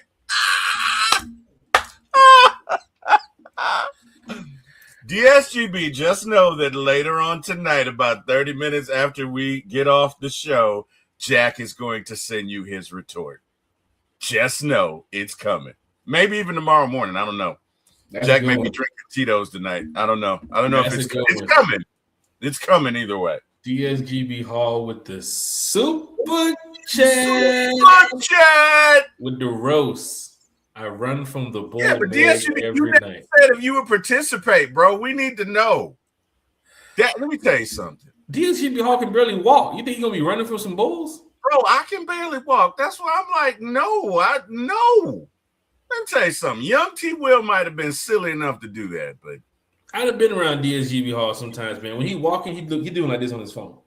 Hey, Jack, what's going on? Hey, Jack, what's going on? That bull going to pick DSGB Hall up, throw his head about 3-4 stories over that damn building. Bro. In uniform. Bro. See, if I participated in that, like, I'd have to be throwing people in front of the bull. I'm not fast enough to outrun. Let me tell you something. I don't want to do that. I'm always an athlete. I don't care if I'm 45. I don't care if I'm 50. I don't care if I'm 55. That. Okay. You remember that, buddy. Okay. Running of the bulls. Falcon fans. I'm hearing it first, man. You remember that. You know what? Podcast. I used to think the same thing, Jack. 24-hour podcast when we win the Super Bowl. And I'm doing running of the bulls. It's coming up. I'm doing running of the bulls real soon. I'm telling y'all. Before I turn 50, I'm gonna be out there in Spain. Y'all gonna be out there watching my Instagram and social media, like, oh, Jack's really out there for real. It'd be just my luck. There's no soccer game being played. There's no football game being played. Jack, what you out there for? Y'all know what I'm out here for. I can see him now. You did what? Yep. On FaceTime. No. T-Will, look. Look at the bull. Look at it. Do a goddamn zigzag on that damn bull, boy. Oh, man. Mike said, the bulls will give Jack another hole he doesn't need. Yeah. Michael L's in the chat, man. Oh, man. Michael L. is absolutely not. You couldn't pay me to do that, man. Look. Getting ready to wrap this show on up, man. We had a great time tonight. We do want to take some questions from the chat. Kyle Pitts questions, Ian Cunningham questions, draft questions. Go ahead and get them typed up and put them in the chat. Also, chat, we're about 6 subscribers away from 1,200. One Time for the Fan is moving in the right direction, right? And a lot of people enjoy the show. They love the show. I thank you all so much for the support. I know T-Will can say that too as well. I know Miss Carrie, if she was here, will say that too as well. It's Carrie, baby. And Bodie. Don't forget Bodie. We can't forget him. Hold on. Matter of fact, Bodie, you can come inside now. The chat wants to talk to you real quick. Talking about watching the car that night. Man. Can't see with that damn headlight on. But yeah, Falcon fans, we love doing this podcast. We love talking to Falcon fans. It don't matter if it's an hour, 2 hours. T. Will, you saw the other day or a couple weeks ago, who was in here for almost 4 hours. When the JPJ news dropped, we was on your podcast for almost 2, 3 in the morning. We did the NFL draft streams. My wife was so mad. Oh man, God. I can only imagine what you hung up to that. You talking to them damn fans about somebody who making $20 million. T. Will, turn around, T. Will. It does not take 5 hours. It does not take 5 hours. And then you know what else she said? And you don't even know if they're gonna get rid of him. You were saying all that stuff. You're gonna feel real silly when they don't get rid of him. Like she was. Of all the things to be mad about, she hit you with that house party, driving in that car with Wedge. What you think about James Spears? You want to know what I think? You want to know what I think? Back of your head. So that car driving off, all you heard was that smack. That's what pissed her off the most. It wasn't the fact that I was loud and talking for 5 hours. Boy. It was the fact that I was like, I don't know, Jack. They may get rid of him. She was like, you don't know. You don't know. Will. Ever since that podcast, you've been a lot more clean shaved up in here. She took a little skin off that day. I messed up. So I was shaving the other day, and I messed up, man. And that's why you see big face in front of you. Oh God. I have a huge head, man. Me and LL Cool J, although he's a lot better looking than me, but I have a really big head. That's why I grow the goatee. But I messed up the other day. What my brother called me? No, shoot. One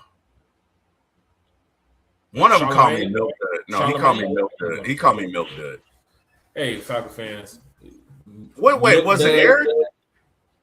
No, that wasn't Eric. It was who else? Craig. It was Craig. Craig called me Milk Dud. Did Craig say it like the Atlanta way, like Milk Dud head ass boy? Like he said like that. No, more like, okay. No, he didn't. I see what you're doing there. Yeah, it's okay. I see what you're doing. Point them out. I love that song, by the way. That is funny. That is. Falcon fans, man. Questions from the chat. We'll take any question right here tonight. Of course, we always love doing questions from the chat. Hey, you think Stetson Bennett would be a good backup? Because Island Mike does. That's why I'm saying it. Do I feel like Stetson Bennett would be a good backup? Yeah. Go Dogs. Hey, go Dogs. Look, man. I don't want to get into this quarterback issue. But then again, this is a good backup. Not a replacement, just a good backup. That's all I'm saying. I'm not trying to get Wake Carey up out her bed. I'm not trying to do it. Would he be an adequate backup is all I'm saying. That's it. I know Stetson Bennett had that decent preseason game. That was the last time I think he was on the field, was that preseason game. He had 3 touchdowns, the game-winning touchdown. I think he had like over 200 and something, 300 yards. Learning the McVay system, which is close to the Shanahan system and so on. And, of course, Stefanski's system is similar to that. The price would definitely be something cheap, so I have no problem with that. The backup situation for Stetson Bennett, he'd be close to home too, as well as a Georgia boy. A lot of fans would definitely, they wouldn't mind having Stetson Bennett here in the building. It's just that time when he needs to get out there on that field and go play. I haven't seen too much of Stetson Bennett in the NFL to say, oh, yeah, he would be a perfect backup, because our health of our starting quarterback is not in jeopardy, but it's in question, right? We want to make sure he's 100%, and if he does have to step away for a game or two, can Stetson lead the way? Now, I think a guy like Mac Jones has so far that he can get the job done. The fans are saying some Jacoby Brissett. I'm even hearing fans yell out Jimmy Garoppolo at this point in time. And it's like, I hope fans see this quarterback market of how important it is to have a solid backup across the NFL. It is. I think Flacco would be your ideal guy because he's not going to threaten Penix, right? Because look it, man, lest we learn from history, we are doomed to repeat it. Let's not bring a guy in here and create our own quarterback controversy. If you bring Kyler Murray in here, you have quarterback drama. If you low key, if you bring Stetson Bennett in here and he goes 4-2, you're gonna have all the Georgia dogs. Go dogs, we're gonna keep them in there. Like you're gonna create. And that's the one thing about it too when it comes to the quarterback drama issue. Right. Because we don't know the timetable. Let's just say everybody's overthinking and overreacting. Let's just say Penix is ready to go week 1. Right. Well, then Stetson Bennett would be a backup for us. But if he's not, here's the situation. And this is Atlanta. And I know Atlanta fans. This is Atlanta. If you 6-1, or you 5-2, or you 7-1, going through an 8-year drought. Yeah. Them same fans that are saying, put him in. Y'all gonna be like, wait, hold on a second now. Hold on a second. I know about the 1, 2, 3, 4, 5, 10 Twitter fans or 10 Instagram fans, the 20 fans. It doesn't make up the 75,000 that's in that stadium, or the close to 1 million fans that's been through 8 years of a drought. This same city that's here to build you up, they will tear you down. This is Atlanta. This ain't the Cardinals. This ain't Tennessee. This ain't the Cowboys is like that too as well. There's a lot of teams that are like that. And Atlanta's fan base is similar to that. We will build you up. And the moment that we feel like being petty, we gonna petty your ass. And it's over with. You get to a 7-1 moment, a point in the league where, matter of fact, even overthinking a 7-1, how long would he be out for? That's way too long. If the timetable that's way too long. That's why I think that people are really overreacting when they're looking at that he possibly should and could be ready to go by at least week 3. Now, if you're 2-1 and you're 3-0, of course they're going to put him in. But if it seems like the injury is a little bit more extensive than that, then that's a different story. But I'm seeing right now the 9 to 10 month window should bring you back around preseason. What I was hearing on the radio station the other day when they was talking about this stuff was like you're bringing a guy in who's technically still he hasn't completed a full season. So you do have to see what he's capable of, because you know what happens in 2027? You have your first round pick back with a bunch of talent at the quarterback position. And I don't want to say that, but right now, Falcon fans don't want their season being jeopardized on if somebody can play or not. That's a long year to think about between now and next year, February. Like, man, well, we should have, we could have got, man. We could have got there. That's what we could have did.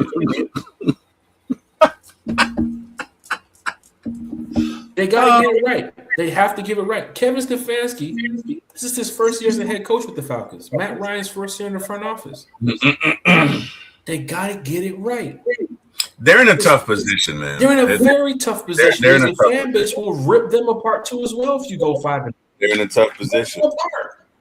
Because here's the thing: Bijan Robinsons don't grow on trees. Drake Londons don't grow on trees. Kyle Pitts don't grow on trees. Ain't nobody having these AJ Terrell conversations. They're not having these Drake London conversations. Ain't nobody having these Chris Lindstrom conversations. Hey, JPJs and what was the last time we mentioned his name? That's the first time we mentioned his name tonight. Right, but our 4 draft picks from last year don't grow on trees. I mean, they were Xavier Watts, JPJ. Carter, Billy Bowman, like, we have talent. And while you have talent, you have to maximize that. So it's a tough situation because you want to provide Penix all of the support that you can and development, but by the same time, you're on a clock. You are on a clock. And I for one, because, there's been a lot of talk about, they're going to move on. Look, they got Penix 3 coaches. I think they are behind Penix 100%. But the bottom line is, at the end of the day, this is a results-driven business. It's a results-driven business. So we'll see. We'll see. But I definitely look, man. I root for Penix because I think his heart's in the right place. I think he's a good dude, man. I just think he's young, and I don't know that the previous regime necessarily gave him all the tools that he needed to succeed. So hey, I'm rooting for Penix, but you definitely have to put you need to make a very wise move when it comes to your backup. It needs to be a guy that can win you 3 or 4 games, but not a guy that's going to challenge your first round draft pick for his job. It's a lot to think about. Yeah. Here's the cool thing. One time for the fans going to be here as the Falcons front office thinks about this, as they talk about this. Like I told Eric Parker earlier, the same things we talk about in this podcast, I guarantee you they talking about in their front office because they are on a bigger scale than what we have over here on this podcast. Yep. So, of course, all the decisions of who's going to be doing this, that, and the third, and who's going to be able to fill this position at defensive end, and who should we go draft, and we can throw 1,000 names out there. The Falcons have their draft board of who they're looking at right now. I wouldn't be surprised, and T-Well, I agree or disagree, I wouldn't be surprised in the second round right now, Ian Cunningham and the Falcons already know at least 3 names that they want to draft at 48 right now. Of course. We can throw out a bunch of names, but I'm sure Ian Cunningham, they're going to go do their due diligence. They're going to go do their paperwork and go try to get these interviews out. Remember D. Orlando's question today to Lee Hunter from Texas Tech? Hey, did you guys talk? Lee Hunter, did you talk to the Falcons yet? Lee Hunter said, "No, man, I ain't talked to the Falcons." Talk to the Falcons, D. Hunter. Did y'all have a conversation and what's the strategy for next year? You know why Lee Hunter said no? Why? Because the Falcons don't even think he'll make it to 48. What is the point of even having this conversation with the kid? Yeah. He's probably gone at 29. He's probably gone at 27. And if you're not trading up to go get him, let's conduct these interviews with who we need to conduct with. The kid from Indiana, the wide receiver from Indiana, the wide receiver from Notre Dame, the wide receiver from Georgia, the tight end from Georgia, the tight end from Cincinnati, the defensive tackle from, I think it was Nebraska or Michigan. There's a couple people out there that the Falcons are already looking right now saying, he's going to slide to 48. He'll be there. Matter of fact, let's trade back from 48 to 54. And let's go pick up an extra third or an extra fourth. He'll still be there. Or if he's not there, guess what? This other guy will be there. So there's a lot of things that the organization knows that we do not know. Do we know if Ian Cunningham is a BPA guy or is he, look, we need this position? Like, I think the way he's talking about it, from what I'm trying to understand, from getting to know Ian Cunningham through a fan to GM perspective, from watching the interviews, listen to how he talks, who he was around in Philly, Baltimore, and Chicago, what he has said at the podium already, you can trade back and still get your BPA. It doesn't mean to stick with that position right there at 48. I've said it before to you. If you can trade back to 56, if you can trade back to 51, 3 spots back, somebody got to give you something. It ain't no 1 for 1. Somebody got to give you something. Yeah. So it's just something to look at. And I think, with this draft this year, there's a lot of guys in the trenches. There's a couple of linebackers to look at. We haven't done our mocks yet. T-Will, I've been doing some research on some of these guys. I've been going back and watching just a little bit of film, not too much. But I'm going to spend this weekend that I have off, not only playing golf, but to really deep dive into this combine about some of these players who are projected second and third rounds, because these are the diamonds in the rough that we're going to find to help build this team. I don't think we move up. I think we move back. And there's a couple people to look at. And that's just going to be very interesting. So if there's no more questions from the chat, y'all can go ahead and continue asking the questions. We'll go ahead and start wrapping up the podcast. But T-Will, did you hear, man, that one time for the fan, we're going to be putting out some merch. this season. What? So it's been a while. And big shout out to everybody that's been. What's the merch gonna say, Jack? Yes.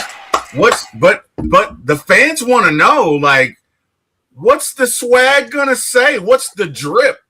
You know, So, what's it gonna say? Is it gonna say chat is live, chat is lit?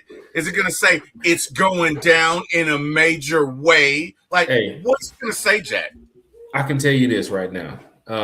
Working through the details of this, I know that the day that we're going to drop it is going to be around training camp, around the July month.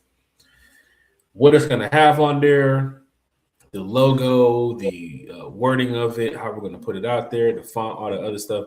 Haven't really gone through that just yet, but I do know fans were asking me. It was already not even fans, friends of mine were asking, "Hey man, y'all need to go ahead and put some one time for the fan merch out. Like, you guys have built the platform on another level to where I think people would accept it, right? People would support it." And of course, you know, we ain't gonna do nothing that's gonna be, like I said the other day on the show, something that's gonna be overpriced or something that's just gonna be, you know, real tacky and cheap. Hey, We're gonna put together some real quality stuff. What's up, brother? Not to cut you off.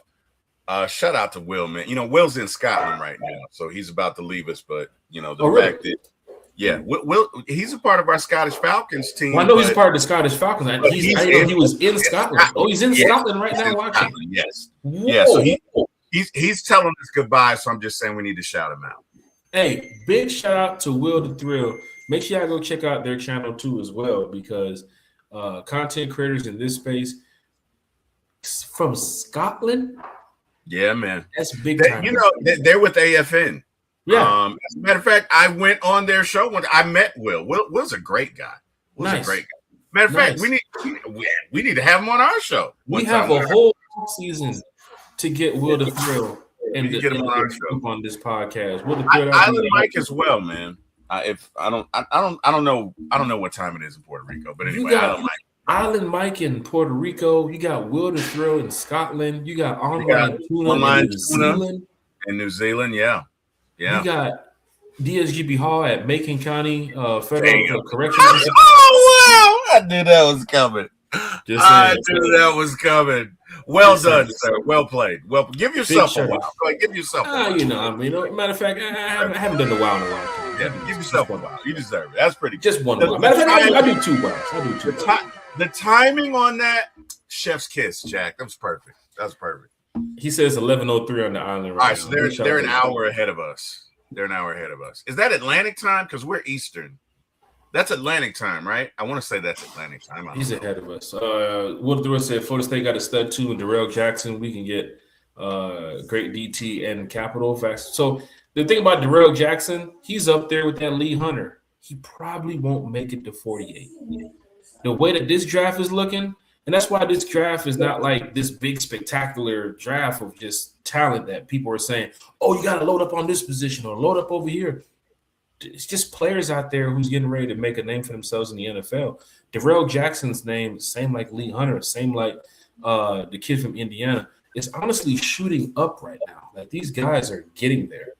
And Darrell Jackson from Florida State, phenomenal player. I think he would fit well with the guy. The kid from Ole Miss too, as well, who played well against Georgia, number 52. That kid was wrecking shit on Gunnar Stockton. Anytime we tried to do something over there, I just saw his number 52 in his face. So, a couple players out here that we can look for. Don't want to butcher their names right now on the channel, but I can guarantee you that we'll be definitely more in tune when it comes after the combine. We get our mock drafts going, start to see these guys slide up the rankings, and some of these guys move down the ladder. And of course, with Ian Cunningham, Kevin Stefanski, them out there. I think somebody reported that this is the largest group of Falcons staff that they've seen at the combine. And this is going to be great. And shout out to my homie that's in part of the scouting department too as well. So hopefully I can get some information, but probably won't. But yeah, any more questions from the chat? But if not, like I said, man, we're going to get the one time for the fan merch out. T-Will. It'll be out this summer. We'll have a link for it so everybody can purchase. Male and female too as well. So we'll definitely get the females line going. We'll get the male line going. so that way everybody can come out and just feel good about supporting One Time for the Fan. Definitely got to chop it up with, the production crew to find out what will be best to work with. And I ain't on no, I ain't on no I'm trying to make some Louis Vuitton stuff right now. You know what I'm saying? I ain't on that Gucci stuff right now. So definitely put out some stuff that you guys will enjoy. Might have some things to talk to some of the fans about, see how they feel about it. T-Will might interest you too as well into what you think about going with a phrase from the show or something that we've said on the show, something that we like to use. Chat is live, chat is lit, man. With the pictures, in a major way, man. Chat is live, chat is lit. I'm just saying. There's a couple things we can use. You need to copyright that now. You need to copyright that. T-Will. I'm just saying. Bro, I'm not just with the mess, Jack. I'm just saying. I know. Before you go ahead and put it on a T-shirt, go ahead and do it, man. We're gonna get this thing out here, man. We're gonna have a good time. I guarantee you, we're gonna have a good time doing this. But yeah, questions from the chat. We're gonna wrap this show on up, man. I don't know if you know this, but Oliver Power Grant, the founder of Wu-Tang, has died. Oh wow. Yeah, man. So shout out to him. Rest in peace, Power, man. Damn. Power's been oh man, he was a big part of putting that together. Wu-Tang. METHOD, man. METHOD. Man, that first album, let me tell you something, man. Let me tell you something. I remember where I was when I first heard that album. That and Snoop's Gin and Juice. Oh my God. Oh my God. Oh, I must have played that song like 30 times the first time I heard it. It was like catnip. I just couldn't get enough of it. Shout out to Power, man. Shout out to Power. Shout out to Power, man. I am indeed 3 a.m. Did not leave. Just showing you boys your love. I'd love to join you guys real soon. Big shout out to Will the Thrill here. Michael in the chat says, hear us from GA all the way to the island. Big shout out to Michael L in the chat. Will the Thrill said, also just let me know about being a part of a special guest segment, our Falcon Fan Talk segment here on One Time for the Fan. Man, we had a great time tonight talking Falcons football with everybody. We're going to be back Friday morning. Breakfast with One Time for the Fan. We're going to have a great time. Once again, chatting it up with some folks. Michael L says he was shopping at Kmart for Jerry curl. Sheesh. Back then, T-Will, use it. That's what you're doing with the Soul Glow? No, man. No, I was at home.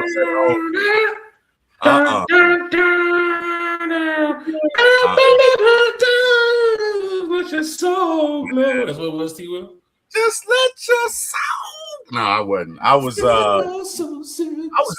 I think it debuted on MTV Raps.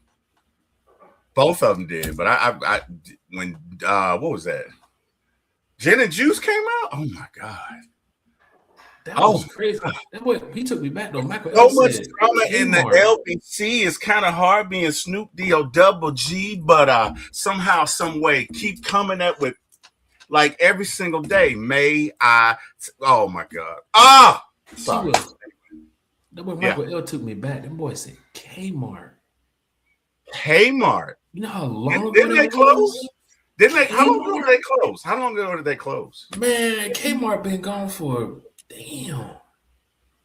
that's such a long time, man. Boy took me back with that one. That's like Cub Foods Day. Remember Cub Foods? I remember Cub Foods. Sheesh. Oh, my wife used to love Cub Foods, man. There was Cub Foods around the street from us back then, a long time ago, but. Yeah, it's like Ryan's Steakhouse right there, right? Something back there. You remember Ryan? Let me tell you something. Ryan's, when they first came out, was great. Right. And then I don't know what happened. It's like they forgot how to cook a steak or whatever. But like those first couple of years, I used to love me some Ryan's. I was up in because it was affordable. Me and Kim was up in there every weekend. Like, right. I love Ryan's. Ryan's. You know what I love, man? I love talking to the Falcon fans, man. We got That's a great what's show up. tonight.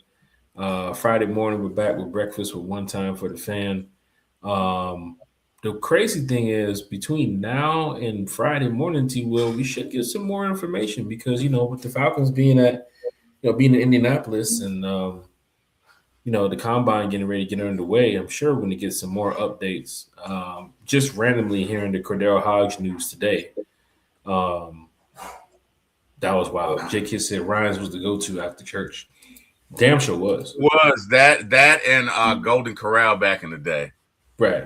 I mean, Golden Corral's still around right now. They got to change up some things, but they better watch out. They might be on the on the other head of the spectrum too as well. They better be careful. There goes our sponsorship with Golden Corral. But yeah, Falcon fans, just hit that like, share, and subscribe button. Like I said, we're almost at 100 subscribers. We're 6 away. Y'all go. Hey, we're how far away? How far are we? YouTube updates kind of funny now. Go to YouTube Studios. Go to YouTube Studios. No, whatever they did recently, what A1 was talking about. Remember he was telling you they did something. We're 4 away now. That's what it's saying. We're 4. Hey guys, we're 4 away, right? We're 4 away. So anybody who is not a subscriber, y'all go ahead, man, and subscribe, like, share, and all of that. So we can get to 1,200, man. We're 4 away, guys. We're 4 away. Call your homies, your friends, Pookie, Ray. Get somebody to do it. We just need 4, man. We just need 4. Island Mike says 4 Christmas place from the Aints. Wow. Okay. Oh, I know you're talking about. Quincy's and Shoney's was lit. Yeah, I remember Shoney's.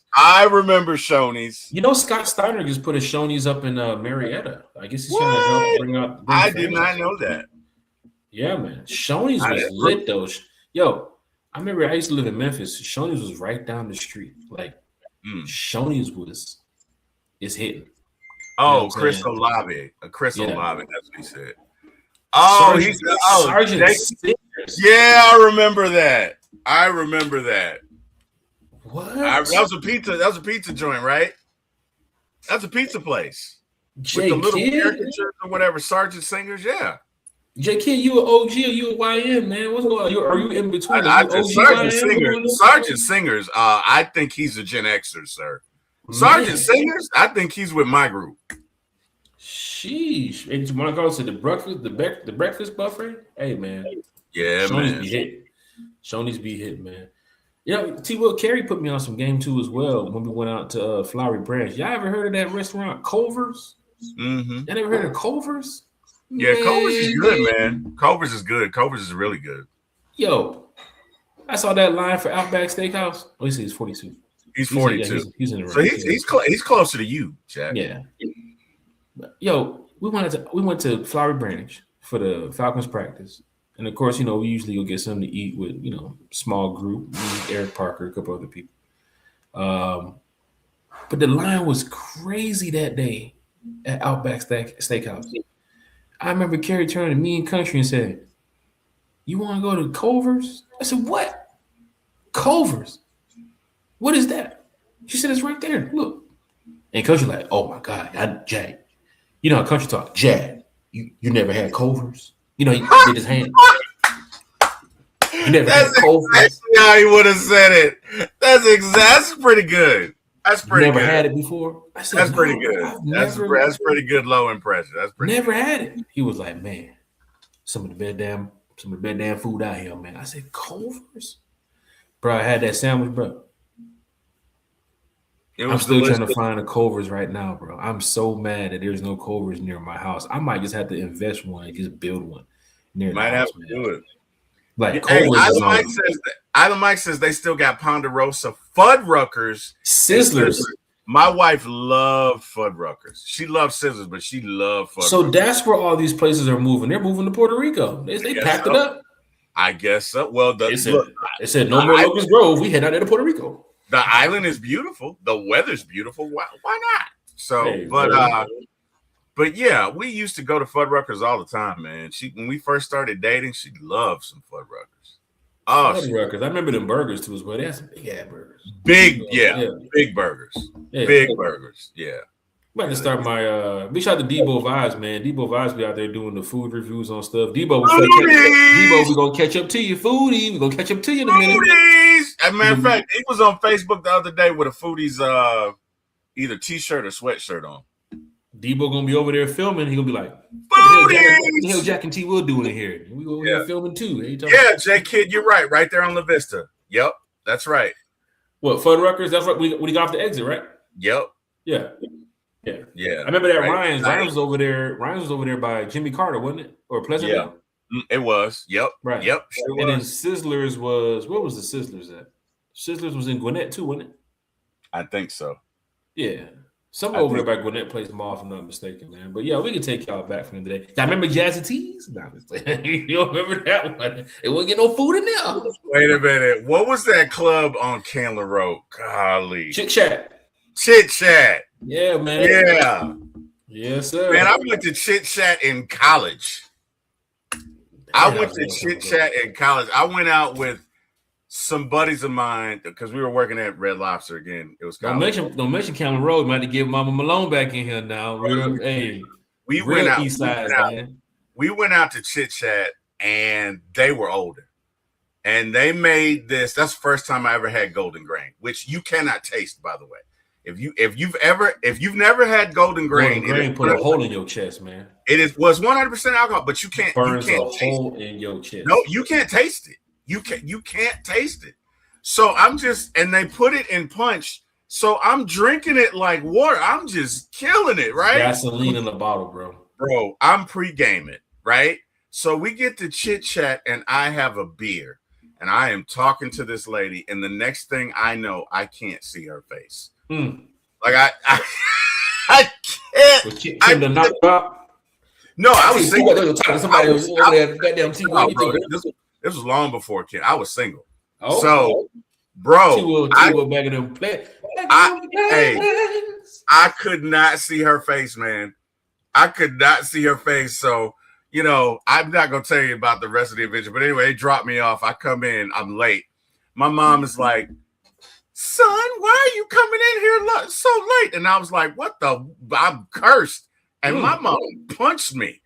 Oh my God. I don't know. I don't remember what I said to her, but whatever I said to her, it had to be bad. Because my mama didn't hit me but she punched me. Like boom. And I'm drunk. So I woke up like the next day and she was like, do you remember what you said? I was like, nah. It was whatever. But check your teeth. You're missing a tooth.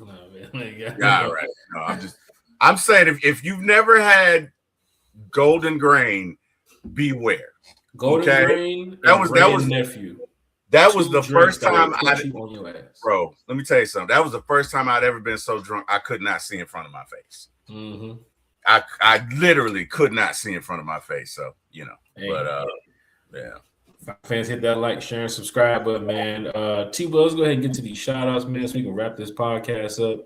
2 hours strong tonight, talking with. Oh, look what we got, man. Got a celebrity back in here, man. Hey, remember we had Tidy. What up, Tidy? Tidy on the show not too long ago. We had a great show. J.K. said Bigelow's. I remember Bigelow's. Yeah. Oh, wait. Is that one still? I think that's still open, isn't it? Bigelow's. I think Bigelow's is still open. It ain't nowhere on the east side. It might be still open. Look, we got some more for Bigelow Country. What's going on over here? T-Will with the Arthur Smith mustache. Okay. All right. You got me. Bigelow, it is the off season. It is the off season. Yeah, well, hey, at least he didn't call me Mr. Potato Head, so I'll take it. I'll take Arthur Smith. Let's get to this chat before we wrap it up. Look, we have Bird Gang, who was with us not too long ago. Tidy, who is a professional with this podcast game, who talks Falcons football in a Falcon way. Tidy, man, big shout out to you, man. Glad to see that you're here. And we got another celebrity, Big Low Country, man. Big Low. Big shout out to Big Low, man. Who was recently on the Water Boys. Recently was just on the Water Boys show too as well. That was a great show. Right. Great show. Great appearance by Big Low. Right. So shout out to Big Low Country, man. Smooth Season in the chat too as well. Big shout out to Smooth C. What's going on, man? Talking some Falcons with us. Smooth C said when Catch the Replay was busy fixing the mess Jack left him. Okay, you know what, Smooth C?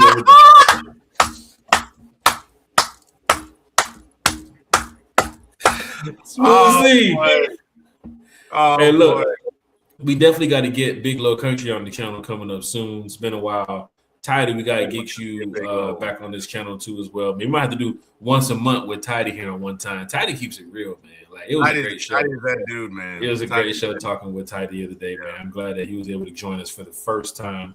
On the Mark too as well was in here the other day. So big shout out to On the Mark. What's up, Mark?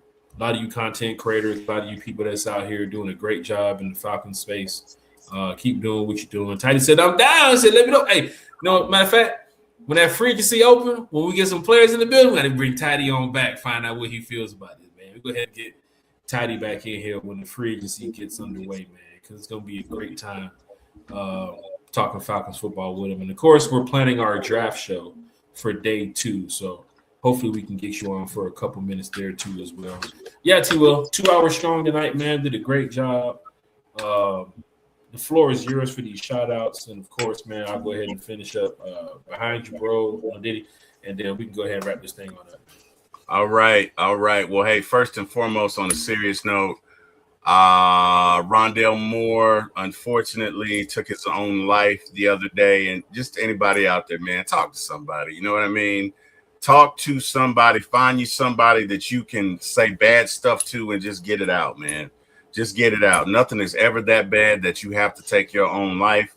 I'm not judging the man because we all got stuff and we all go through dark times and we all go through.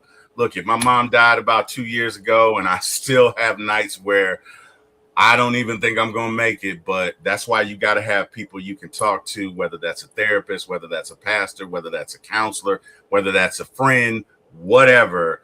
And your prayer life, man. Prayer changes things, but the bottom line is, man, it's never that bad. So if you got friends, check on them. If you got family, check on them. Because you never want to get that call and that be the last time you talk to that person and you're like, I just talked to him, I didn't even know. My uncle killed himself 30 whatever years ago, and I think about him occasionally. So bottom line is, it leaves the family in such a bad situation. You don't want to put anybody through in that. So whatever you're going through, man, talk to somebody. Just wanted to seriously put that out there. Okay. The other thing is, hey, if y'all can pray for Miss Pam. She is the young lady that has stage 4 cancer. She reached out to me about a month ago. It is spreading. She does need your prayers. So continue to do that. With that being said, hey, man, had a good time with y'all tonight. To everybody who joined, we thank y'all, man. We just love talking Falcons and talking about life with y'all, man. Y'all are fun. Y'all are awesome. Love me some Falcon fans. Just appreciate fellowshipping with y'all. Y'all could have been anywhere in the world. Y'all chose to hang with us, and we appreciate it. Thank you so much. Y'all be safe. I want to thank God for waking me up. I want to thank God for this guy right here, my guy who showed me the game, brought me in here, man, gave me my start. Got to thank Mr. Jack Spade. Also got to thank my brother, Eric Parker. Thank you to Miss Carrie, who's not here, but does such a great job with us and really is our rock. And shout out to Bodie, man. And with that being said, and holla at your boy for my ATL Sports 1. If you're with the ATL Sports, holla at your boy T-Will for my ATL Sports 1. And if you like TV series and movies, we do that too at For My ATL Movies, both on YouTube. Jack, it's on you. Hey, man, everything T-Will just said, Falcon fans, word for word. Definitely reach out to somebody if you need to talk to them. I had somebody very close to me too as well that went through that a couple of years ago. Actually, he recorded it. Damn. Oh my God. That was a tough time even. Oh wow. Watching that happen here in Atlanta. I'm so sorry. Too, so I'm so sorry, Jack. Yeah, man. Condolences. Tough. And this brother was stronger than doggone 4 brick walls, man. This dude right here, he was a bull in himself, man. That dude right there. He's a good guy. But talk to somebody if you need him. Reach out to some folks. T was a person, of positivity. Even what T Will has been through, he can always uplift people. I've heard T Will stick up for others in situations when they needed a big brother there, or they didn't get somebody of an OG status there. But T Will's a good guy, man. So definitely reach out to myself too as well if you need to. You know, I'm always here for you all. I've talked to some people offline. I think most of y'all have probably seen some conversations I've had with some people. If you haven't, then you know they probably haven't put it out there or told y'all. But you know, we had some conversations. A lot of times people don't hit me up to talk Falcons, talk about a bunch of other stuff too as well. Because you know we say it's from the fan for the fan. It doesn't just mean football. You know, I remember pulling up in New Orleans and meeting a couple of Falcon fans where they recognized me, and we talked football for like 5-10 minutes, and we just went straight to hanging out and having a good time. You know what I'm saying? So big shout out to you all. Same thing when we go to training camp. We go to training camp, and we know what the Falcons going to do. They're going to do their job. But, there she go. Our great friend Carrie right there. There she goes right there. So big Miss Carrie, baby. In the chat. Why do you sound different, Jack? We just wrapping up the podcast, Carrie. You know, why do you, Tito's gone. Why do you sound different, Jack? Tito's gone, but yeah, we just wrap up the podcast. But yeah, shout out to everybody that's just repping one time for the family, friends, everybody in the close circle, content creators too as well. You guys are great. Keep doing what you're doing. Carlos said you got your BET uncut boys on. What the hell? Oh my gosh. Jack growing up in Mississippi when he was 13 gosh. years old, he got his first experience as a DJ. DJ Jack Spade. Oh, Falcon fans, hit that like, share, and subscribe button. And shout out to the fam, shout out to my friends, shout out to everybody who's in here. Just rocking with one time, rocking with the Atlanta Falcons, enjoying a great conversation about the Falcons. Sometimes we take it a little bit, out of center field and go to different topics. We definitely got honest. We talked about everything tonight. We have a good time. And people enjoy it. So for the people that's watching, for the people that's listening, big shout out to everybody. I see you, J Kid. Hey, spotlight J Kid. Because I personally suffer from depression, and some days are very hard. Trust me, J.K. Let me tell you something, man. I suffer from depression, but I thank God for my mama because she, she taught me the word when I was younger, and you can do two things, man. You can sit there with it and sit with it, or you can get up and try and do something better. And I just, I'm not saying every day is sunshine and rainbows. It's not. I mean, I miss my mama every day. I'm not going to lie to y'all. There's some days, man, it's just her birthday is coming up next week. And her birthday is March the 6th on Friday. And I think I'm just going to stay in all day and listen to Sade. I'm kidding, but it's tough, man. But the one thing about it, man, God will never leave you. And at the end of the day, bro, hey, man, reach out to me, bro. Reach out. Look, I'm here, man. And at the end of the day, like Jack said, I'm all about uplifting people. And you just take it one day at a time. And you find something that motivates you. Find something find what your why is, right? Like for me, I thank God that Jack reached out to me on one of the worst days of my life and was like, hey, man, let's talk. He and my brother on literally one of the worst days of my life. So all I'm saying is, hey, man, J Kid, I'm with you. I understand that. But you are bigger than your circumstance. You are bigger than your depression. And we're not gonna let you fall, man. And we're not gonna let it beat you. And the main thing is you just got to keep coming back, man. Because some days just suck, man. It is what it is. But it's not how many times you fall. It's not how many times that depression gets you. It's how many times you get up, brother. So don't stop, man. Keep pushing. Sorry, Jack. Didn't mean to do that. Going down in a major way. Big shout out to everybody in the chat. And that's what it's all about, man. It's about love, man. So big shout out to everybody here on the channel, everybody in the comment section, everybody who's watching and listening. Apple Podcasts, Spotify Podcasts. Give us a follow, man. Give us a like. Of course, we're doing really good over there too as well. A lot of people listen to us on that channel. YouTube, I think we're a couple subscribers away from 1,200. A month or two from now, we could be a couple subscribers away from 2,000, right? So this Falcons community space is a great thing, especially during the off season, because a lot of people like to bring their thoughts and their opinions and their facts about the Atlanta Falcons, and just want a platform to speak on it on. So you can tell them, come right over here to One Time for the Fan, because we enjoy these conversations. We enjoy talking amongst the fans. Of course, if you're on Instagram, head over to One Time for the Fan on IG. Hit that follow button over there. We'll definitely follow you back.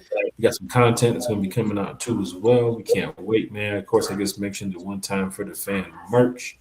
That's going to be coming out around this summer for training camp. So that's going to be actually pretty cool. And this is my first time doing merch for the podcast. So it'll be great to, pull up the training camp and somebody's wearing the One Time for the Fan merch. Or, Chat is live. Chat is lit. It's going down in a major way. Well, I'm giving you what your T-shirt should be, Jack. I mean, I got some. Chat is. You don't need. Chat is live. Chat is lit. It's going down in a major way. We're definitely going to go over a lot of this stuff. Hey, if y'all think the first T-shirt should be "Chat is live, Chat is lit," drop a 1. If you think the first T-shirt should be "It's going down in a major way," drop a 2. Let us know right there. Let us know. Let us know, guys. Let us know. I was going to think about putting Craig on there with just the broom and the mop and just say, "Come on, on the back." Just says his number with the, Kerry says both of them. Both of them. Smooth C says 1. Monte Carlo says 2. Okay. T-Will said, not T-Will. Country says, come training camp, watch Bougie T-Will eat Rasta pasta. You can put Rasta pasta on the T-shirt. Hey, you know what? I might do that. I might do that for my birds. I might rock the Rasta pasta. I might do that. That's good. Thank you, Lo. I appreciate it. Monte Carlo says details of the shirt, like I told y'all with the merch. It's not gonna be nothing expensive. Like it's gonna be good quality. It's not gonna be nothing expensive that y'all gonna be busting out here and saying, "Man, I gotta pay my phone bill this week, but that one time for the family, $80." $90 T-shirts, man. Right. Now we slinging them T-shirts like Master P, like Bigelow says the first shirts just say Jack Spade Detailing. Okay. Damn. Okay. I see what he's doing tonight. He jumped in. Jumped in there and went straight to it. And Carrie's over there laughing. I couldn't make the show, but I laugh at Jack. Oh wow! Hey, Carrie, that's him. That's him, Carrie. I didn't say that. That's him, Carrie. That's him. Get Jack. You can make Eric Carrie and Carrie show. We can't show the One Time for the Oh wow! Oh wow! Oh wow! Nah, Carrie's family. We're having a good time here. Friday morning, T-Will, we're back. Breakfast with One Time for the Fan. We're going to have some more stuff to talk about. I'm sure there's going to be some more updates about the Atlanta Falcons. Somebody got the links. Got the link. No, she came in here because you was talking trash about. That's why she came in here. I can't wait. Hold on. Let me get my popcorn. Go ahead, Carrie. Hey, Carrie, how you doing? Like Jake Matthews. She's been on 177 shows consistently. She's not listening. I know who she came in here to talk to. Go ahead, Carrie. Tell Jack how you feel. The floor is yours. Going down in a major way. Oh, gosh. Oh, man, I had to show up since you said I wasn't showing up. Oh, wow. No, you're always here. I know even when you're not here, you're here. So it's a good thing. You're always a part of what we got going on. And, we definitely rock with Carrie 100%. Hope you're feeling better. Because I know you were still a little bit under the weather. We had a great show. Discussed some Kyle Pitts things and Ian Cunningham from what you mentioned. Here goes Lisa Shepard in there too. What Ian Cunningham mentioned about the off season and just the international game, and just pretty much had a great time. So, Carrie, your thoughts about the international game real quick, or Kadel Hodge information that came out, or anything that you feel like you want to speak about? You got a minute or two. It's on you. Yeah, I mean, thank you for the well wishes. I'm feeling so much better, honestly. Being sick sucks, so I'm so happy to feel like myself again. And as far as Ian Cunningham goes, I really like what he had to say in his press conference. Was it yesterday?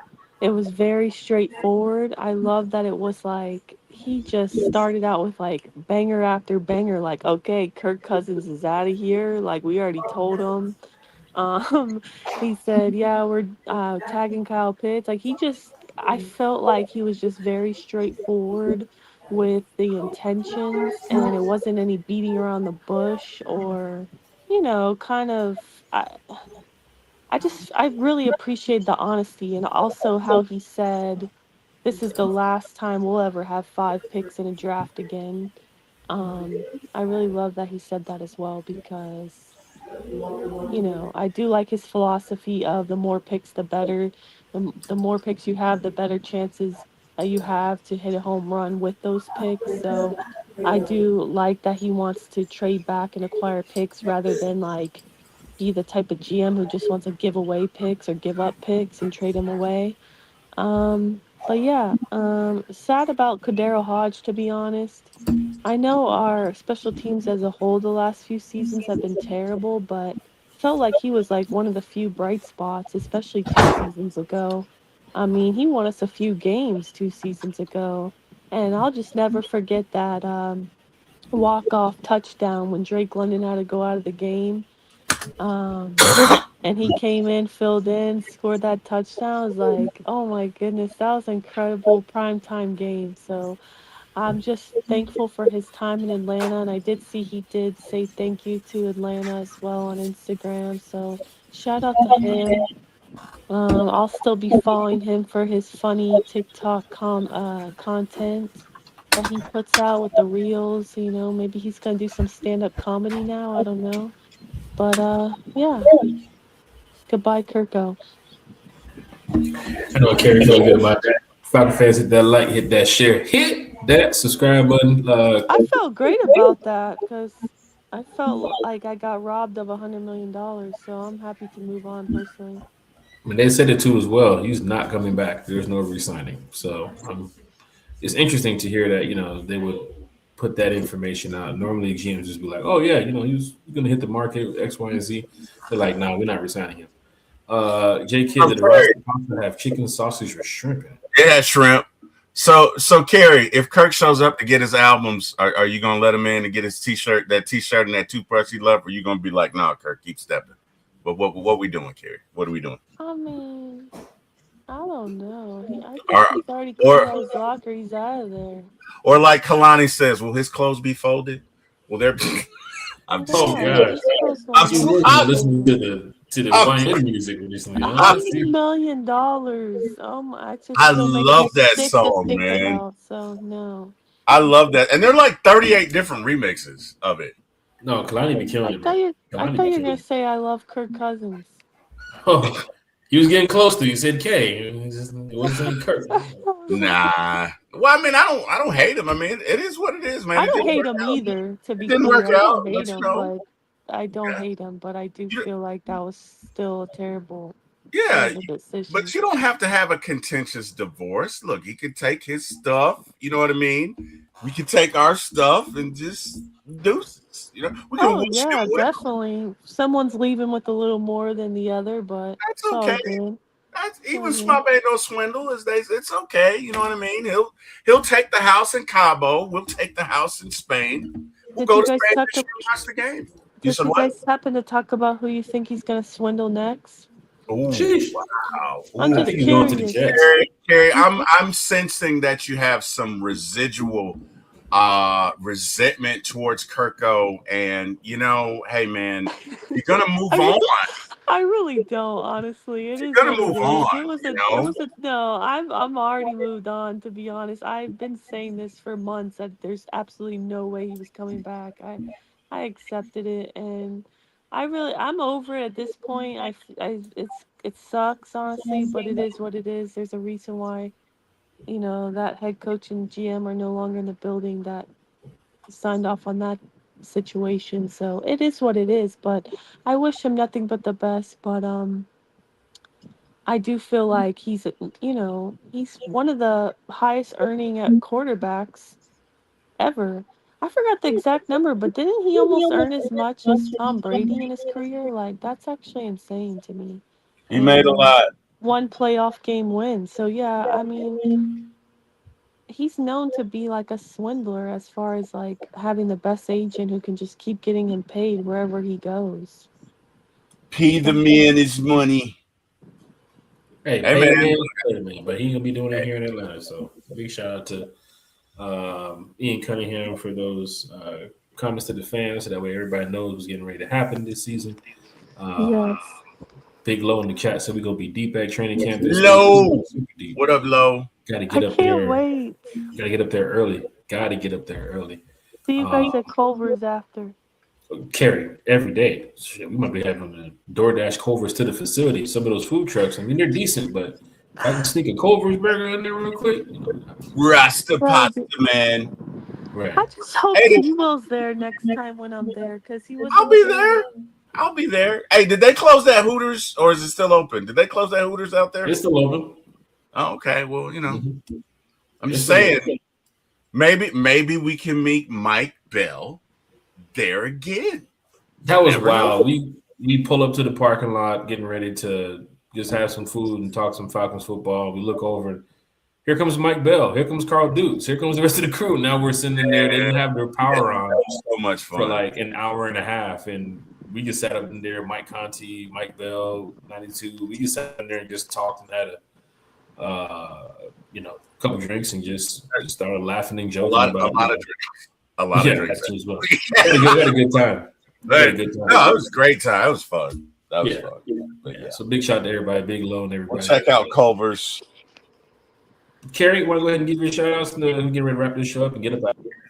Yeah, shout out to you, Jack, T. Will. Shout out to everyone in the chat, Big Low. I can't wait to see you guys all at training camp again this year. And also, shout out to Smooth C. He said, Culver shakes be hitting. What say you, Carrie? And yes, the shakes, the butter burgers, the fries with the cheese sauce, the cheese curds, it all hits at Culver's. Even the fish sandwiches are good, which I'm like kind of weird about seafood in general from fast food. But Culver's is the exception, guys. If you have a Culver's near you, you gotta check it out. They make their burgers fresh to order. Everything is fresh there. So check out Culver's. Culver's hits every time. And I'm a big Culver's guy, as you can I tell. enjoyed it. So I enjoyed it. That was my first time there. Like I said, I keep looking for another Culver's around my way, but there's none of them here. we gotta go after training camp for real. We definitely are. Falcon fans, hit that like, share, and subscribe button. It's been a great podcast with you all. Where are we now, Jack? 2 hours and 33 minutes. No. Where are we as far as the 1200? Where are we? Oh, I wasn't finna stay out until we get 1200, but we getting close. Just asking. We were at 4. Where are we at now? Hold on, let me see. We're still 4 away. Okay. All right. Well, we tried. I can tell you this right now. When we first started, I was like, hey, we're at 275. We need 25 more from 300. But I was hitting that damn refresh. I was looking to see. But we're at a point now, fans really respect the podcast. And y'all are great. Every single person that shows up. A lot of new folks the other day that when I went live by myself, a lot of new folks showed up. We got like 14 subs in one day. It just, this is a big community. The Falcons have a lot of cool fans. Of course, from season ticket holders to non-season ticket holders, people living in the city, people living outside the city, people living outside the country. I mean, we had the fans from Scotland in here tonight. Online Tuna shows up. People from overseas showing up. It just has a good time at the end of the day. Look, our Scotland fans are still here. It is well past 3 a.m. And they are still in here talking Falcons football with us. So it's really cool that, we have a really big fan base. That's awesome. Everybody's here.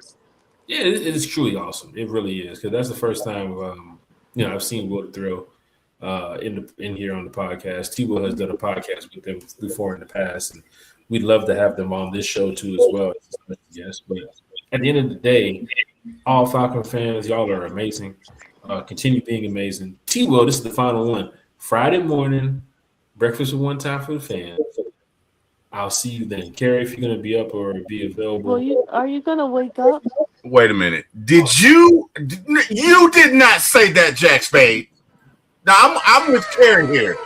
Of all people, I know you did not ask her if she was going to wake up. No, what did Carrie say? Suppose that to yourself. I'll be there Friday. No, you should. Hey, man. Hey, not to put out one time for the fan business. but I cannot tell you how many times Jack can be like, all right, we're gonna do a show in the morning, and me and Carrie are like, yup. I don't know. Wow. Carrie You B. 21 Savage. Carrie. you may want to ask yourself. No, she didn't do it. I'm just saying. Carrie, I was gonna pay for your Culvers next time you come down. But I think you might. Oh wow! I think you might have messed that one up. Oh wow! Falcon fans, hit that like, share, and subscribe button to the podcast. For my ATL Sports, one time for the fan. Make sure I head over there, hit that like, share, and subscribe button too as well. Make sure you guys follow Carrie on social media. Ken Country says, see y'all Friday afternoon. He gets it. Shout out to Carrie. Make sure y'all follow Carrie on social media. All the time. He knows, Jack. He knows. Carrie likes those crazies in their DMs. So make sure you guys please DM crazy. do not. Actually, I take that back. My DMs exploded the last 2 days. Please do not DM me. I changed my mind. I'm so sorry. If you're going through a mental health crisis, you need to contact Will's DM. You did not. Wait, hold on. I can tell you this, Carrie. I'm glad you're answering those DMs. When you get a chance, just check mine. I sent it like a month ago, so if you get a chance, you can. Oh wow! Oh, he's taking shots, Carrie. Oh wow, he's taking shots. What is your buddy? Okay, look. Here, Jack's baby. Hey, look. First and foremost, I'm kidding. Anybody having an issue, man? Hey, y'all can hit me up. I'm not gonna do that because look, I go through depression myself, so I know what that's like. I'm kidding. Anybody having an issue, that's good. But if you one of those crazies that Carrie talking about, don't hit me up. Don't do that. Yes, please do not come in my DM talking crazy. Yeah. You can hit up Jack's car detailing phone number for that. I'm so sorry, but this is not the place for that. He'll throw in a free car wash. You know what I mean? Here goes T-Will getting involved. Now we're wrapping this show on that, man. I'm supposed to see. Forget the Culvers, Jack. Let's get the mic fixed for real. All right, Falcon fans, we up out of here. Hit that like, share, and subscribe button. Whatever you were gonna spend on my Culver's Butterburger, put that towards a mug. We're gonna hit that end stream and